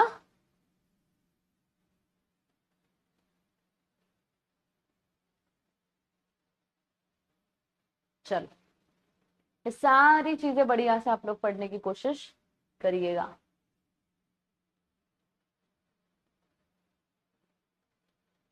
चलो, इसके बाद का रूल जो है वो रूल क्या कहता है, हम वो भी बात देखेंगे। अच्छा, ये हो गया ना हमारा, always change main clause when two clauses are given. ठीक है, if subject is not given in passive in active then make imaginary subjects. क्या ये बात समझ आ गई? पक्का? चलो, बहुत अच्छी बात। उसके बाद अगर सब्जेक्ट पैसिव में नहीं दिया है तो आप इमेजिनरी सब्जेक्ट्स ले सकते हो, ये बात ध्यान में रखो। बहुत सी बार क्या होता है ना, बहुत सी बार हम लोगों को जब पैसिव वॉइस से एक्टिव वॉइस का कन्वर्जन करना होता है तो पैसिव की स्ट्रक्चर क्या होती है? Object plus supportive verb plus V3। इसके बाद कभी कभी बाय प्लस सब्जेक्ट नहीं दिया होगा। अब दिक्कत क्या होती है? पैसिव टू एक्टिव करते वक्त पैसिव तो ऑब्जेक्ट से चल जा रहा है, एक्टिव के लिए सब्जेक्ट की जरूरत पड़ रही है, राइट? तो हमें सब्जेक्ट वर्ब ऑब्जेक्ट इसको अरेंज करना होगा। अब जब सब्जेक्ट की जरूरत पड़ रही है और यहाँ पर सब्जेक्ट नहीं दिया हुआ है तो आप क्या करोगे? तब इमेजिनरी सब्जेक्ट ले लो। क्या करो? इमेजिनरी सब्जेक्ट ले लो। इमेजिनरी सब्जेक्ट कुछ भी हो सकता है, इमेजिन करो उस वक्त, इमेजिन करो कि कोई भी सब्जेक्ट इमेजिनरी हो सकता है। सोचो जरा, है ना? जैसे किसी ने अगर काम किया, हाँ जी, अब जैसे टेक इमेजिनरी, जैसे मैंने अगर पोस्टल लेटर्स की बात की तो वहां पर पोस्टमैन इमेजिनेशन में आएगा। अगर किसी डॉक्टर किसी पेशेंट की ट्रीटमेंट हुई तो इमेजिनेशन में डॉक्टर आएगा। कभी टीचर भी इमेजिनेशन में आ सकते हैं क्योंकि किसी ने किसी को सवाल पूछा।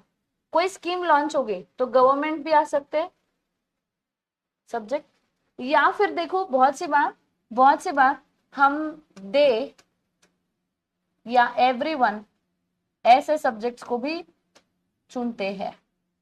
मतलब ऑप्शन के ऊपर डिपेंड करेगा वो, that will depend your option on your option. जैसे दे वर रिवॉर्डेड फॉर ब्रेवरी, उनको ब्रेवरी के लिए रिवॉर्ड करा गया। किसने करा हमें नहीं पता। ये है पैसिव वॉइस की स्ट्रक्चर। इसको एक्टिव करना है। एक्टिव में सबसे पहले सब्जेक्ट ढूंढना है। यहाँ सब्जेक्ट दिया हुआ है क्या, बताओ जरा। दे वर रिवॉर्डेड फॉर ब्रेवरी, उनको रिवॉर्ड करा गया। उनको करा गया ना, हमें तो नहीं पता किसने किया। तो आप इमेजिन करो किसी को भी ब्रेवरी का अवार्ड या रिवॉर्ड कौन देता है, कौन देता है बताओ जरा। इमेजिन करो, सोचो जरा, लॉजिक लगाओ। किसी को भी ब्रेवरी का अवार्ड कौन देता है।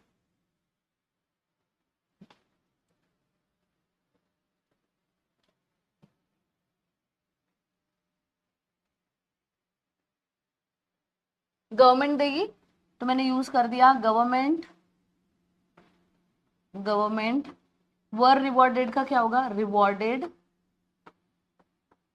Them for bravery. यहाँ पे हमें सब्जेक्ट की जरूरत थी, हमने इस सब्जेक्ट को इमेजिन करके या लॉजिक लगा के इस सब्जेक्ट को यहां पर ऐड किया है।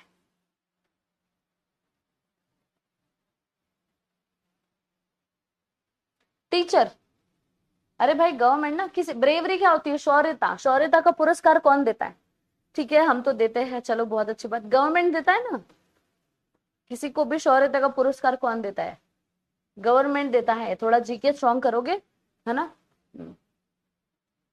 कौन देगा, गवर्नमेंट देगा। तो गवर्नमेंट को फिर मैंने लिख लिया। या फिर अगर यहाँ गवर्नमेंट नहीं है तो दे भी आ सकता है, ठीक है जी, दे भी आ सकता है, या फिर पीपल भी आ सकता है। ये कुछ कॉमन ऐसे सब्जेक्ट्स होते हैं, पीपल, दे या एवरीवन, ऐसा भी लिखा जाता है बहुत सी बार, ठीक है।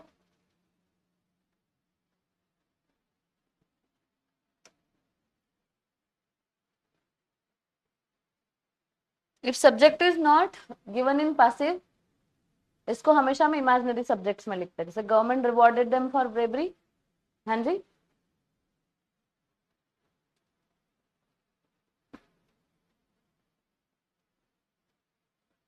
अब अगला रूल क्या कहता है, अगला रूल देखेंगे।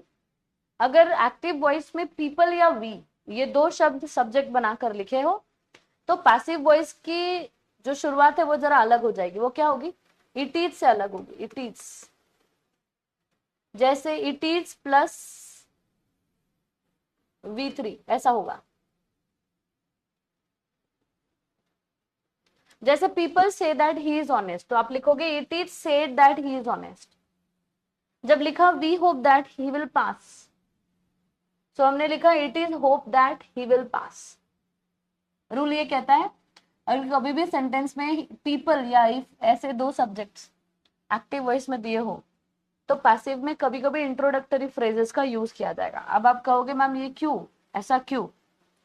हम जब पीपल और वी यूज करते हैं ना तो हम कहते हैं कि भाई ऐसा माना जाता है या फिर हम ऐसा सोचते हैं। तो जब आप पूरे ग्रुप के लिए ये बात करते हो कि ऐसा हमने माना था या लोग ऐसा सोचते हैं या लोग ऐसा बोलते हैं,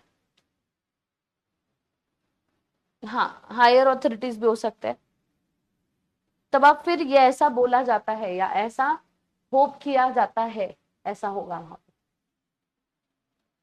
ये कुछ एक्सेप्शन रूल्स है और ये तो हमने पढ़ ही लिया था, 2+V1 है तो 2B+V3 होगा। चलो हाँ जी। लास्ट, अगर पैसिव वॉइस में या एक्टिव वॉइस में जेरन दिया हुआ है, जेरन मतलब क्या, जेरन मतलब V4 दिया हुआ है, तो आपको क्या यूज करना है, बीइंग+V3। जैसे I remember my mother taking me to zoo, तो आप क्या लिखोगे, my mother taking me to zoo, taking, तो आप क्या लिखोगे, आई रिमेम्बर माई मदर, अच्छा एक minute, I remember I was being taken, I was being taken नहीं ना, एक सेकेंड रुक जाइएगा। जेरन है ना, अभी सेंटेंस में आपको जेरन दिख रहा है। जेरन मतलब क्या होता है, देखो जेरन मतलब क्या होता है पहले तो वो समझाना पड़ेगा ना।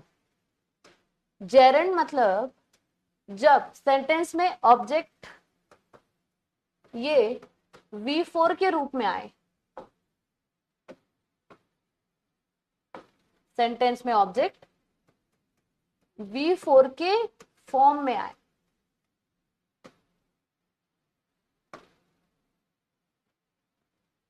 अगर किसी सेंटेंस में जेरन क्या होता है, जेरन जेरन होता है अगर किसी सेंटेंस में ऑब्जेक्ट ये V4 के फॉर्म में आता है तो उसे हम जेरन कहते हैं।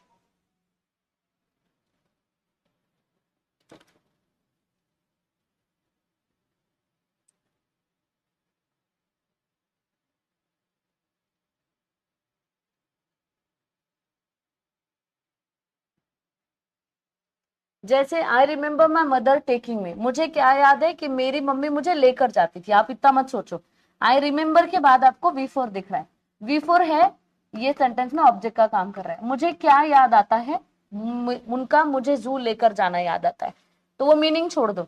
यहाँ पर वर्ब के बाद आपको ऑब्जेक्ट दिख रहा है, दिख रहा है, ऑब्जेक्ट V4 में है, मतलब ये ऑब्जेक्ट क्या है, जेरन है। समझे आप मेरी बात? तो ये जो जेरन का फॉर्म यूज हुआ है, ये जो जेरन है, ये जेरन के जगह पर आपको B+V3 करना है। जैसे I remember being taken to zoo by my mother, खत्म कहानी, that's all. I remember being taken क्यों हो रहा है, क्योंकि टेकिंग को आप बीइंग+V3 से लिख रहे हो। तो आप जब भी V4 को आपको मतलब V4 अगर सेंटेंस में ऑब्जेक्ट का काम करता रहा तो फिर जैसे I saw him helping helping Mona, मैंने उसे देखा वो मोना की मदद कर रहा था। तो मैंने क्या देखा, उसका मोना को मदद करते हुए ये मैंने देखा। ठीक है, तो आप देखो, I saw I saw Mona being helped by him.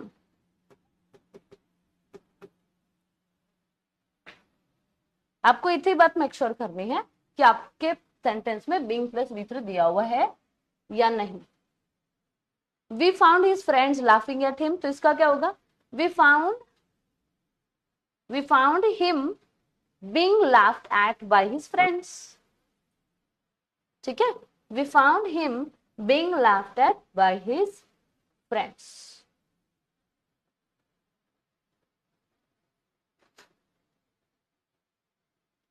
एक मिनट रुक जाइएगा, कुछ क्वेश्चंस ले लेते हैं। ये हो चुका था, ये भी हो चुका था, ये भी हो चुका था।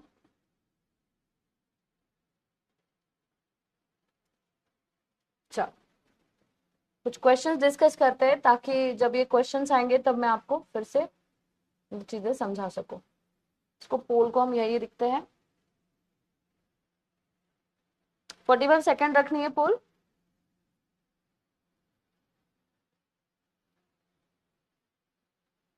पोल 45 सेकेंड रखनी है पक्का। चलो, bullet in the chest is adored by the brave.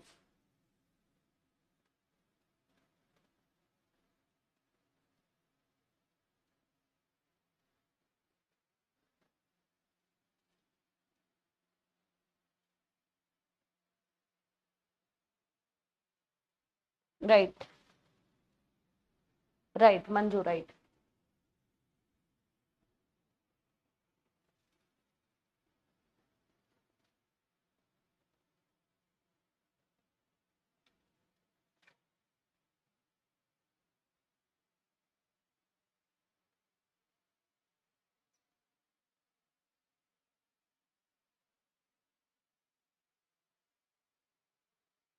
Result क्या आया है? रिजल्ट है 20% सिर्फ। जवाब किसने दिया है? सिर्फ अंकुश राय। बाकी 60% स्टूडेंट्स ने जवाब नहीं दिया। सी जवाब दिया है, बहुत सारे बच्चों ने सी जवाब दिया है, 60% बच्चों ने सी जवाब दिया है। ओके, क्यों भाई सी क्यों दिया? द ब्रेव अडोर्स, अडोर्स नहीं होगा, क्यों? क्योंकि ब्रेव ये प्लूरल है, ब्रेव अडोर ये आपका आंसर होगा। The brave adored a bullet, no this is wrong. क्यों? इज अडोर्ड दिया है, इज माने प्रेजेंट होता है, प्रेजेंट होता है, इसलिए हम अडोर्ड नहीं लेंगे, हम सिर्फ अडोर लेंगे। समझे? तो your answer should be option number B. चलो नेक्स्ट क्वेश्चन पढ़ लो, क्वेश्चन बहुत अच्छे से। Decisions must be taken, okay पढ़ लिया अभी? चले start the pole.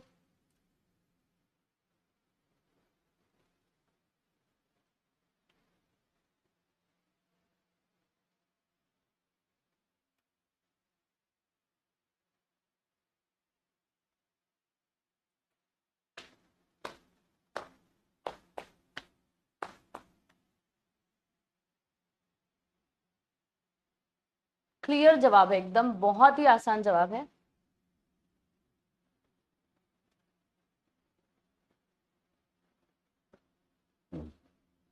Forty second ये बहुत ज्यादा टाइम नहीं हो जाता? बहुत ज्यादा नहीं हो जाता है क्या समय?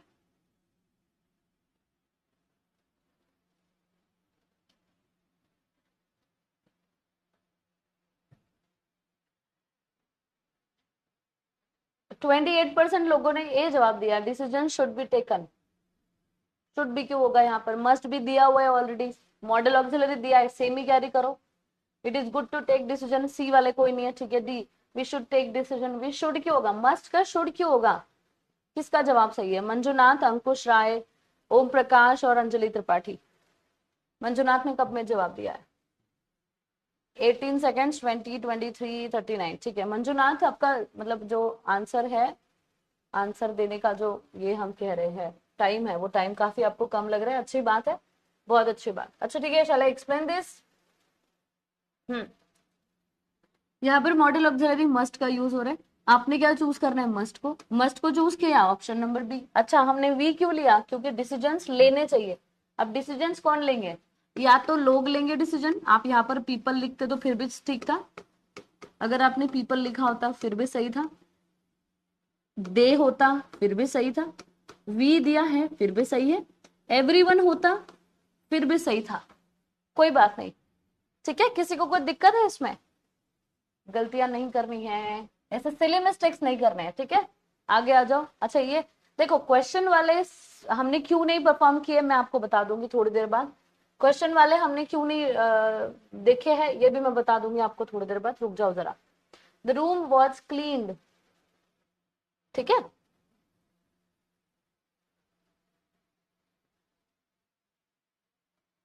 45 की जगह सिर्फ 15 सेकेंड आते हैं, क्यों? ऐसा क्यों?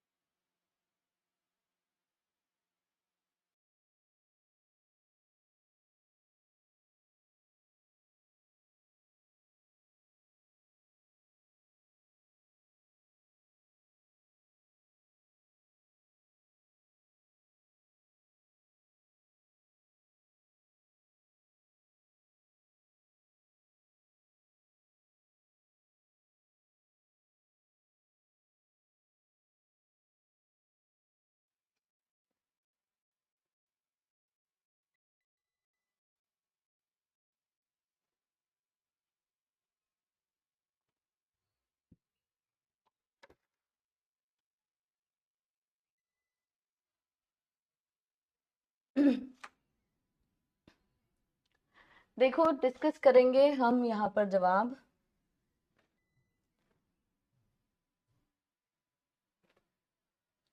ऑप्शन नंबर डी सभी का जवाब है, the room should be clean. ये क्या जवाब दे रहे हो यार आप?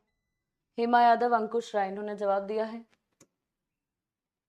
चलो इसको हटा देते हैं अभी थोड़ी देर के लिए, ध्यान दो अभी आप, लीडर इधर आ जाओ। अच्छा 45 सेकेंड डिले चल रहा है, कोई बात नहीं कोई बात नहीं।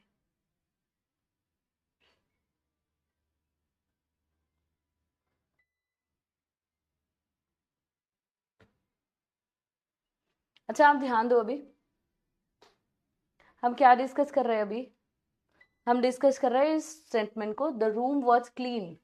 वॉज क्लीन दे दिया मतलब पैसिव वॉइस है, पैसिव वॉइस का एक्टिव करना है। वॉज के लिए हम V2 लिखते हैं, तो V2 यहाँ पर दिया है, यहाँ शुड भी दिया है, ये गलत हो गया। The I clean the room, ये भी V2 है बट ये आई नहीं होगा यहाँ पर। समवन क्लीन द रूम, यहाँ पर आंसर होगा समवन क्लीन द रूम, किसी ने तो रूम क्लीन किया है, किसी ने तो। अब देखो यहाँ पर हमारे पास सब्जेक्ट नहीं था, जब सब्जेक्ट नहीं होता तो हम इमेजिनरी सब्जेक्ट्स यूज करते हैं पैसिव वॉइस में, सॉरी एक्टिव वॉइस में। इमेजिनरी सब्जेक्ट यहाँ पर समवन आ सकता, लिख लिया। क्या समझ रहे हो आप बात ये?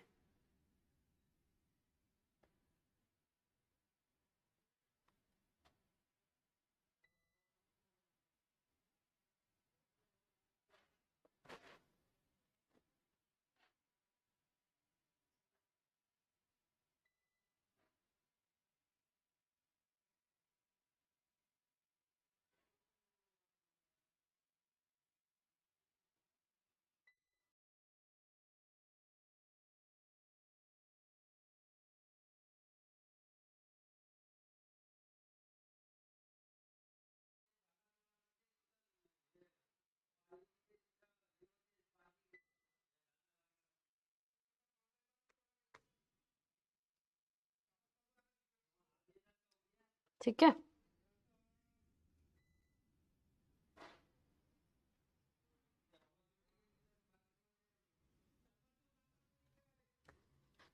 स्टक हुआ है क्या? सेशन स्टक हो रहा है? नहीं ठीक है, ओके नेक्स्ट क्वेश्चन।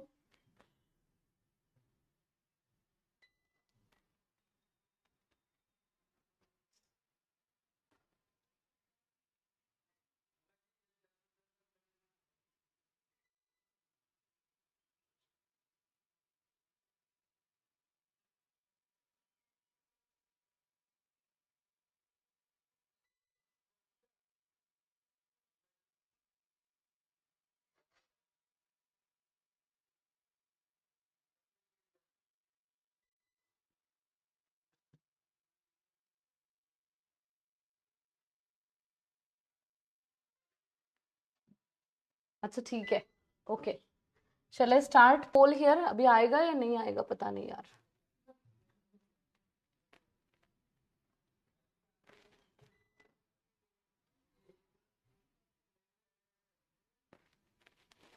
देखो अगर हम पोल कर पाए तो।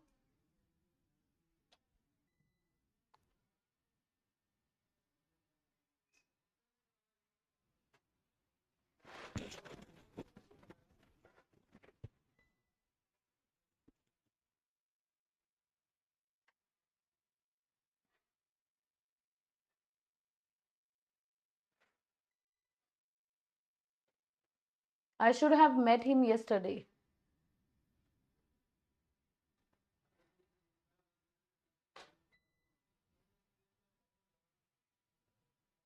Your answer should be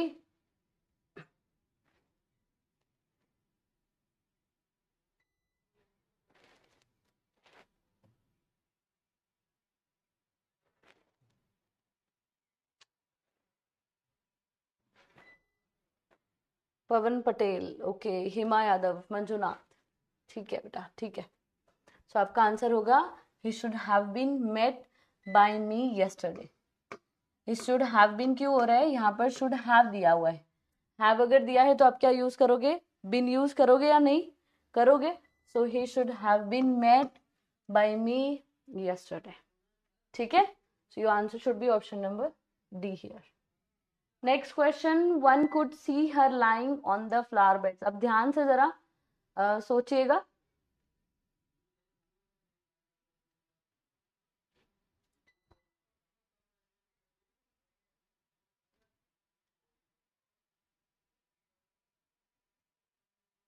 one could see her lying on the flower beds. यहाँ पर आपको ऑब्जेक्ट ढूंढना पड़ेगा और ऑब्जेक्ट ढूंढ कर जवाब देना पड़ेगा।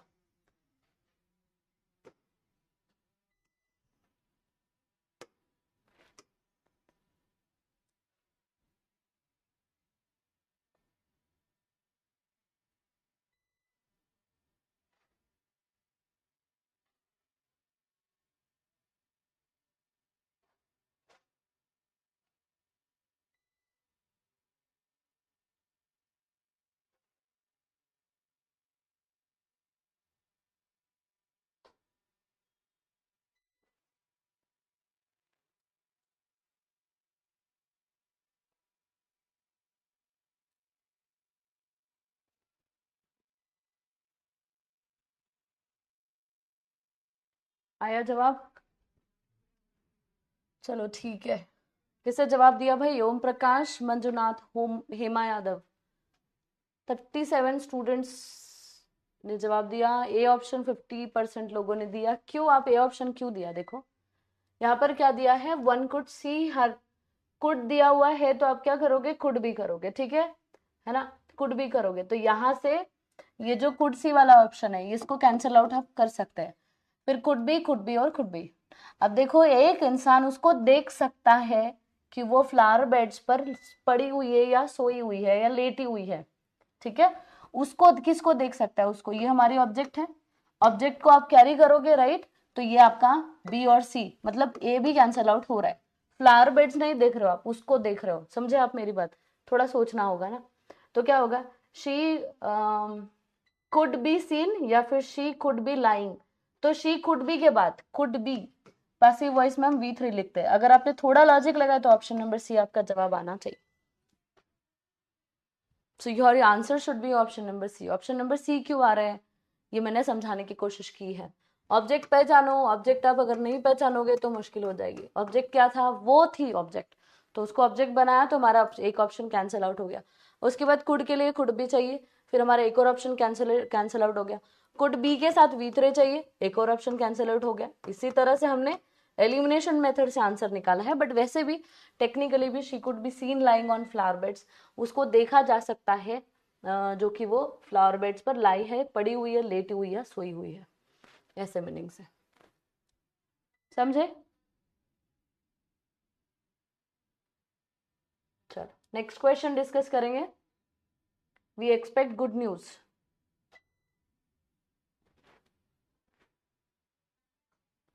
चलो हम will be giving you a पोल।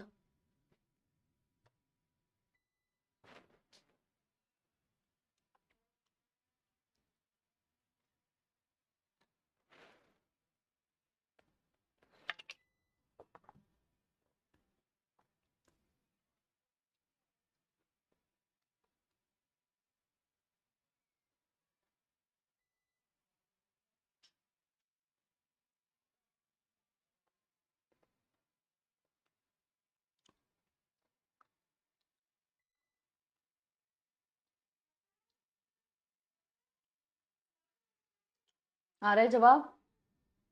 आराम से सोचो, ठीक है?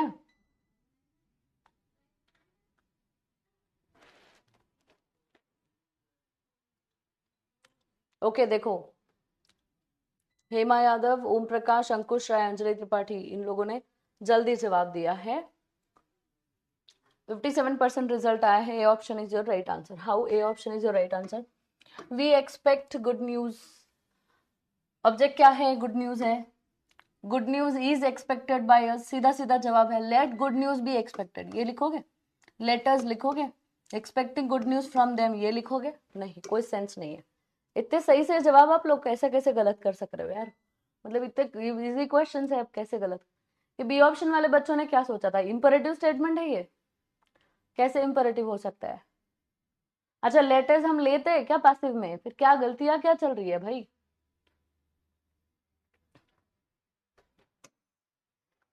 ठीक है, चलो अभी नेक्स्ट क्वेश्चन, ठीक है?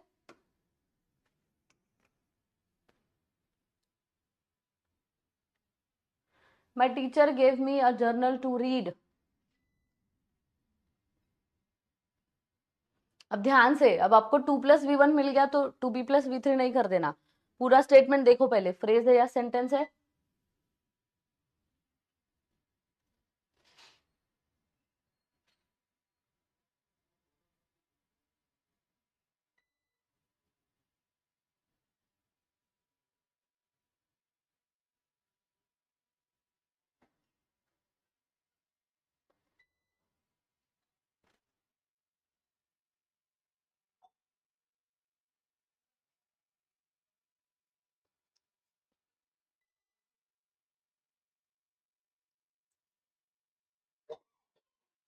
ऑप्शन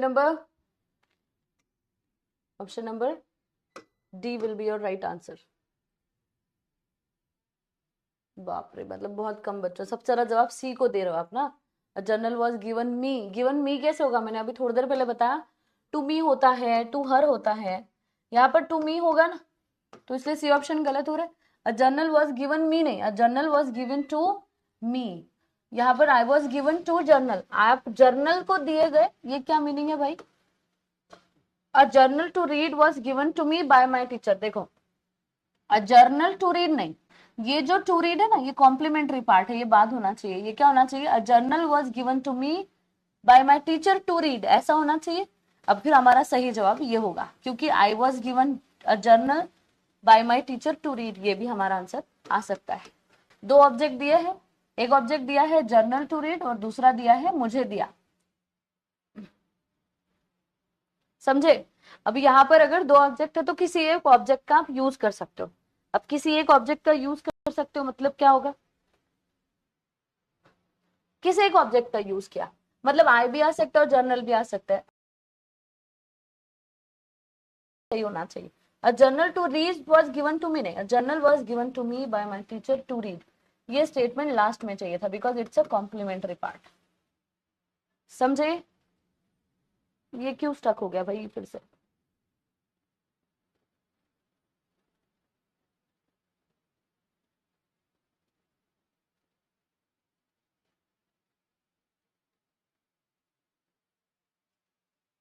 ठीक है, चलो बढ़ते हैं आगे अगले क्वेश्चन की ओर। It is impossible to do this.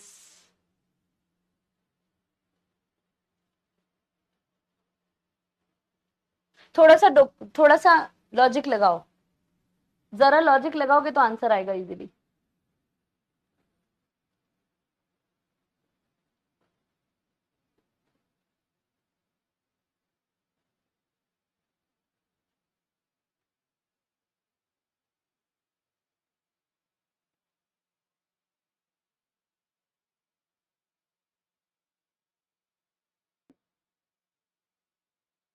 This मतलब ये करना इम्पॉसिबल है, तो इसका आंसर देखो, जरा लॉजिक लगाना पड़ेगा आपको, तो आपका आंसर इजी आ जाएगा। सीधा सा जवाब है इसका, बहुत ज्यादा टेढ़ा जवाब आपको नहीं पूछा जाएगा।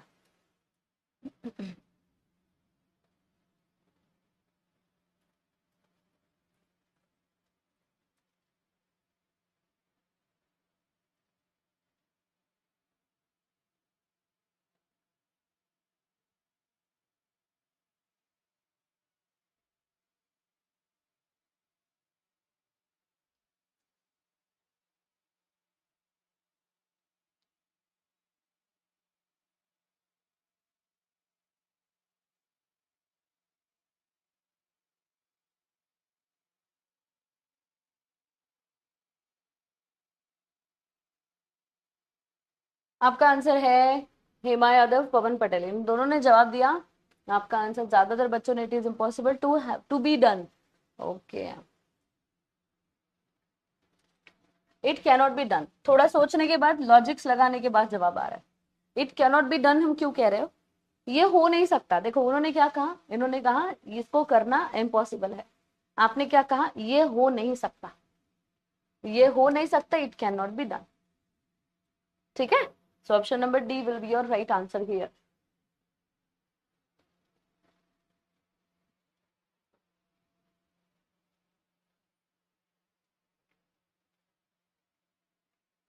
इस एक्टिव वॉइस की जो टोन थी वो नेगेटिव टोन थी, और उसी टोन को कंटिन्यू करते हुए हमने इसको पैसिव में कन्वर्ट किया है।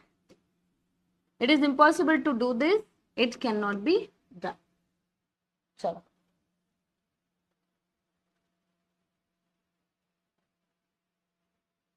दे say that people live on distant planets. वो कहते हैं कि लोग डिस्टेंट प्लैनेट्स में रहते हैं। वो कहते हैं मतलब क्या होगा?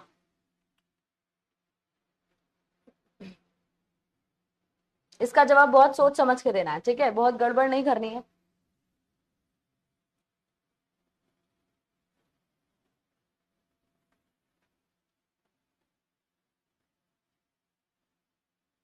आपके पास बहुत टाइम है।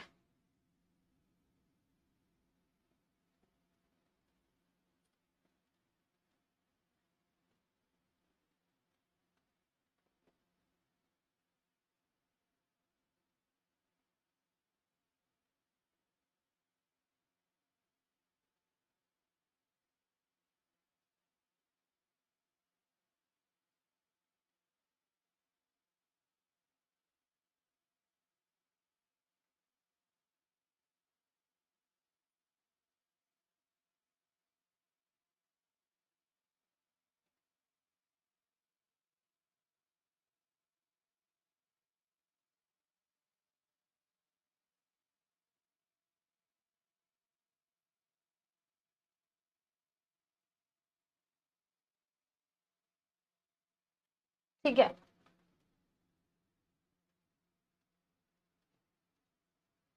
चलो थोड़ा सा स्कोर बढ़ा। Pawan Patel, Om Prakash, Anjali Tripathi, answer should be 42.86%। ज्यादातर कहाँ जवाब गए? बी और डी में जवाब गए। ठीक है, आपका आंसर क्या आएगा देखते हैं। दे से अगर हमने कहा है दे या वी या पीपल, इन सब्जेक्ट्स को यूज करके अगर ये सब्जेक्ट्स किसी भी सेंटेंस में यूज करवाए जाते हैं जो कि एक्टिव है, और उसका अगर हमें पैसिव करना है, तो आप इट इज सेड या इट इज लिख दो। इट इज के बाद आप वी थ्री लिख। जैसे पीपल से पीपल होप ऐसा दिया, या दे से दे हो, तो आपने इट इज लिखना है। अब यहां पर इट वॉज सेड आपका गलत है, इट इज सेड। ठीक है, अब देखो इधर लिखा है it is being said. Being क्यों लिखा जाएगा? वी थ्री लिखना है सीधा, बीइंग नहीं लिखना। इट इज सेइंग, ये क्यों आएगा? Option number C will be your right answer. No, it is said that people live on distant planets. ठीक है, चलो। तो फिर इस तरह आपको जो क्वेश्चंस जो है वो क्वेश्चंस आ सकते हैं। अब देखो, आपको क्वेश्चंस वाले एक्टिव वॉइस पैसिव वॉइस मैंने क्यों नहीं पढ़ा, या फिर हम क्यों डिस्कस नहीं कर रहे हैं, एक बात ध्यान में रखो। आपको डायरेक्टली क्वेश्चंस ऐसे आते नहीं है। मैं जो क्वेश्चंस ले रही हूँ ये इसलिए ले रही हूँ ताकि आपको स्पॉट दी एरर जो है वो स्पॉट दी एरर समझ जाए, आपको एरर समझे, या फिर आपको सेंटेंस इंप्रूवमेंट समझे। अगर किसी सेंटेंस में ये आ चुका है तो, क्या कहेंगे, एक्टिव टू पैसिव वॉइस आ चुका है तो। और अगर किसी क्वेश्चन का एक्टिव टू पैसिव वॉइस आपको पढ़ना है तो बस इतनी बात ध्यान में रखिए, सेम वहां पर टेंसेस के रूल्स अप्लाई होंगे, और वहां पर सपोर्टिव वर्ब सब्जेक्ट से पहले लिखा जाएगा, बस इतनी बात। जैसे मैं एग्जांपल्स के तौर पे आपको बताने की कोशिश करूंगी। एक क्वेश्चन ले लेते हैं, तो क्वेश्चन में फिर थोड़ा सा मैं आपको और डिटेल बता सकती हूँ। हाँ, where were they playing the cricket match. अब देखो, वेयर अगर क्वेश्चन है तो वेयर का क्वेश्चन वेयर ही होगा। वर अगर दिया हुआ है स्टेटमेंट में, तो वर का विल होगा क्या? नहीं होगा, गलत हुआ। वर का हैज होगा क्या? नहीं होगा। वर का वॉज होगा या वर ही होगा? हाँ जी, मैं आपको कुछ सपोर्टिव वर्ब्स दिखा दूंगी, वो आप देख लेना। So where they playing the cricket match. They playing मतलब वो कहाँ क्रिकेट मैच खेल रहे हैं, तो आप क्या करोगे? Where was the cricket match being played. Being आप क्यों करोगे? क्योंकि यहाँ पर वी फोर दिया हुआ है, तो आपका आंसर तुरंत निकल सकता है। तो जब आप एक्टिव टू पैसिव करते हो तो ये बात ध्यान में रखो, भले ही स्ट्रक्चर क्वेश्चन की है, वो स्ट्रक्चर को आपको देखना किस तरह है ताकि वो टेंसेस के साथ मैच हो।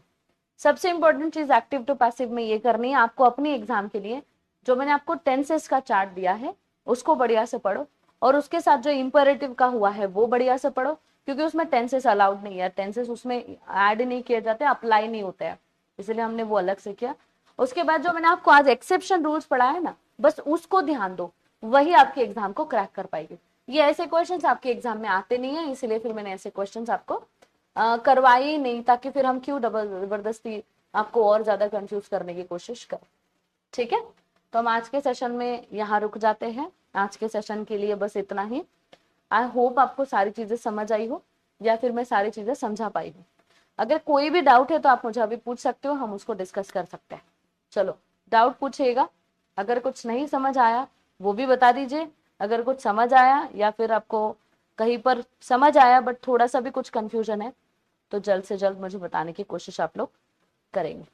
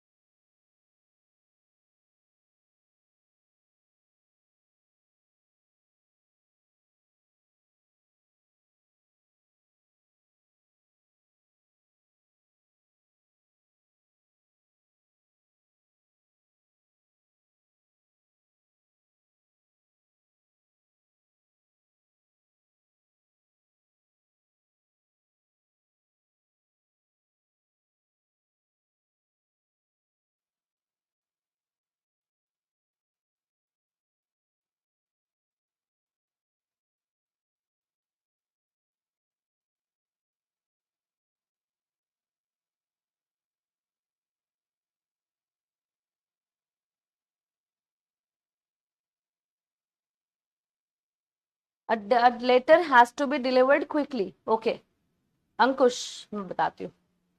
A letter has to be delivered. A letter has to be delivered quickly.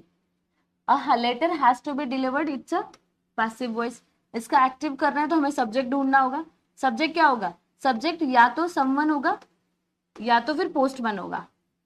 तो someone has to deliver a letter, या तो फिर दे, कुछ भी लिखो। अगर आप दे लिख रहे हो तो आप हैव टू लिखना पड़ेगा, और अगर आप पोस्टमैन लिखते हो, आप लेटर डिलीवर कौन करेगा? पोस्टमैन करेगा। अगर पोस्टमैन लिखते हो तो फिर हैज टू करो। ठीक है अंकुश? ओके, तो शायद मैं सारी चीजें समझा पाई हूँ, जो चीजें आप लोगों को पता होना जरूरी थी। ठीक है, ओके। अभी बचे हुए सारी चीजें हम अगले सेशन में डिस्कस करेंगे। आप लोग बढ़िया से प्रैक्टिस करिए इस टॉपिक को। ये टॉपिक जरूरी है। इस टॉपिक को बहुत सी बार एग्जाम में, आपकी एग्जाम में बहुत कम पूछा गया है, बट ये बात आप ध्यान में रखिएगा कि ये जो आपका टॉपिक है वॉइस, इस टॉपिक को वो स्पॉट द एरर में या फिर फेलर्स में पूछा जा सकता है। ठीक है, चलो मिलते हैं अगले सेशन में। नेक्स्ट टॉपिक हमारा डिस्कस हम करेंगे नरेशन, इस टॉपिक को, है ना, नरेशन को हम डिस्कस करेंगे, ताकि उसके स्पॉट द एरर्स अगर आपको आ जाए तो आप अच्छे से समझ। देखो, आप डिटेल में नरेशन और वॉइस को नहीं पढ़ोगे। क्यों नहीं पढ़ोगे? क्योंकि आपको ट्रांसफॉर्मेशन एग्जाम में नहीं आती है। आपको स्पॉट द एरर आ सकती है, उसको कंसिडर करते हुए हम नरेशन और वॉइस को पढ़ रहे हैं। ठीक है, चलो मिलते हैं अगले सेशन में। आपको सेशन कैसा लगा ये बताइएगा प्लीज, और बाय बाय, टेक केयर, जय हिंद, बाय बाय।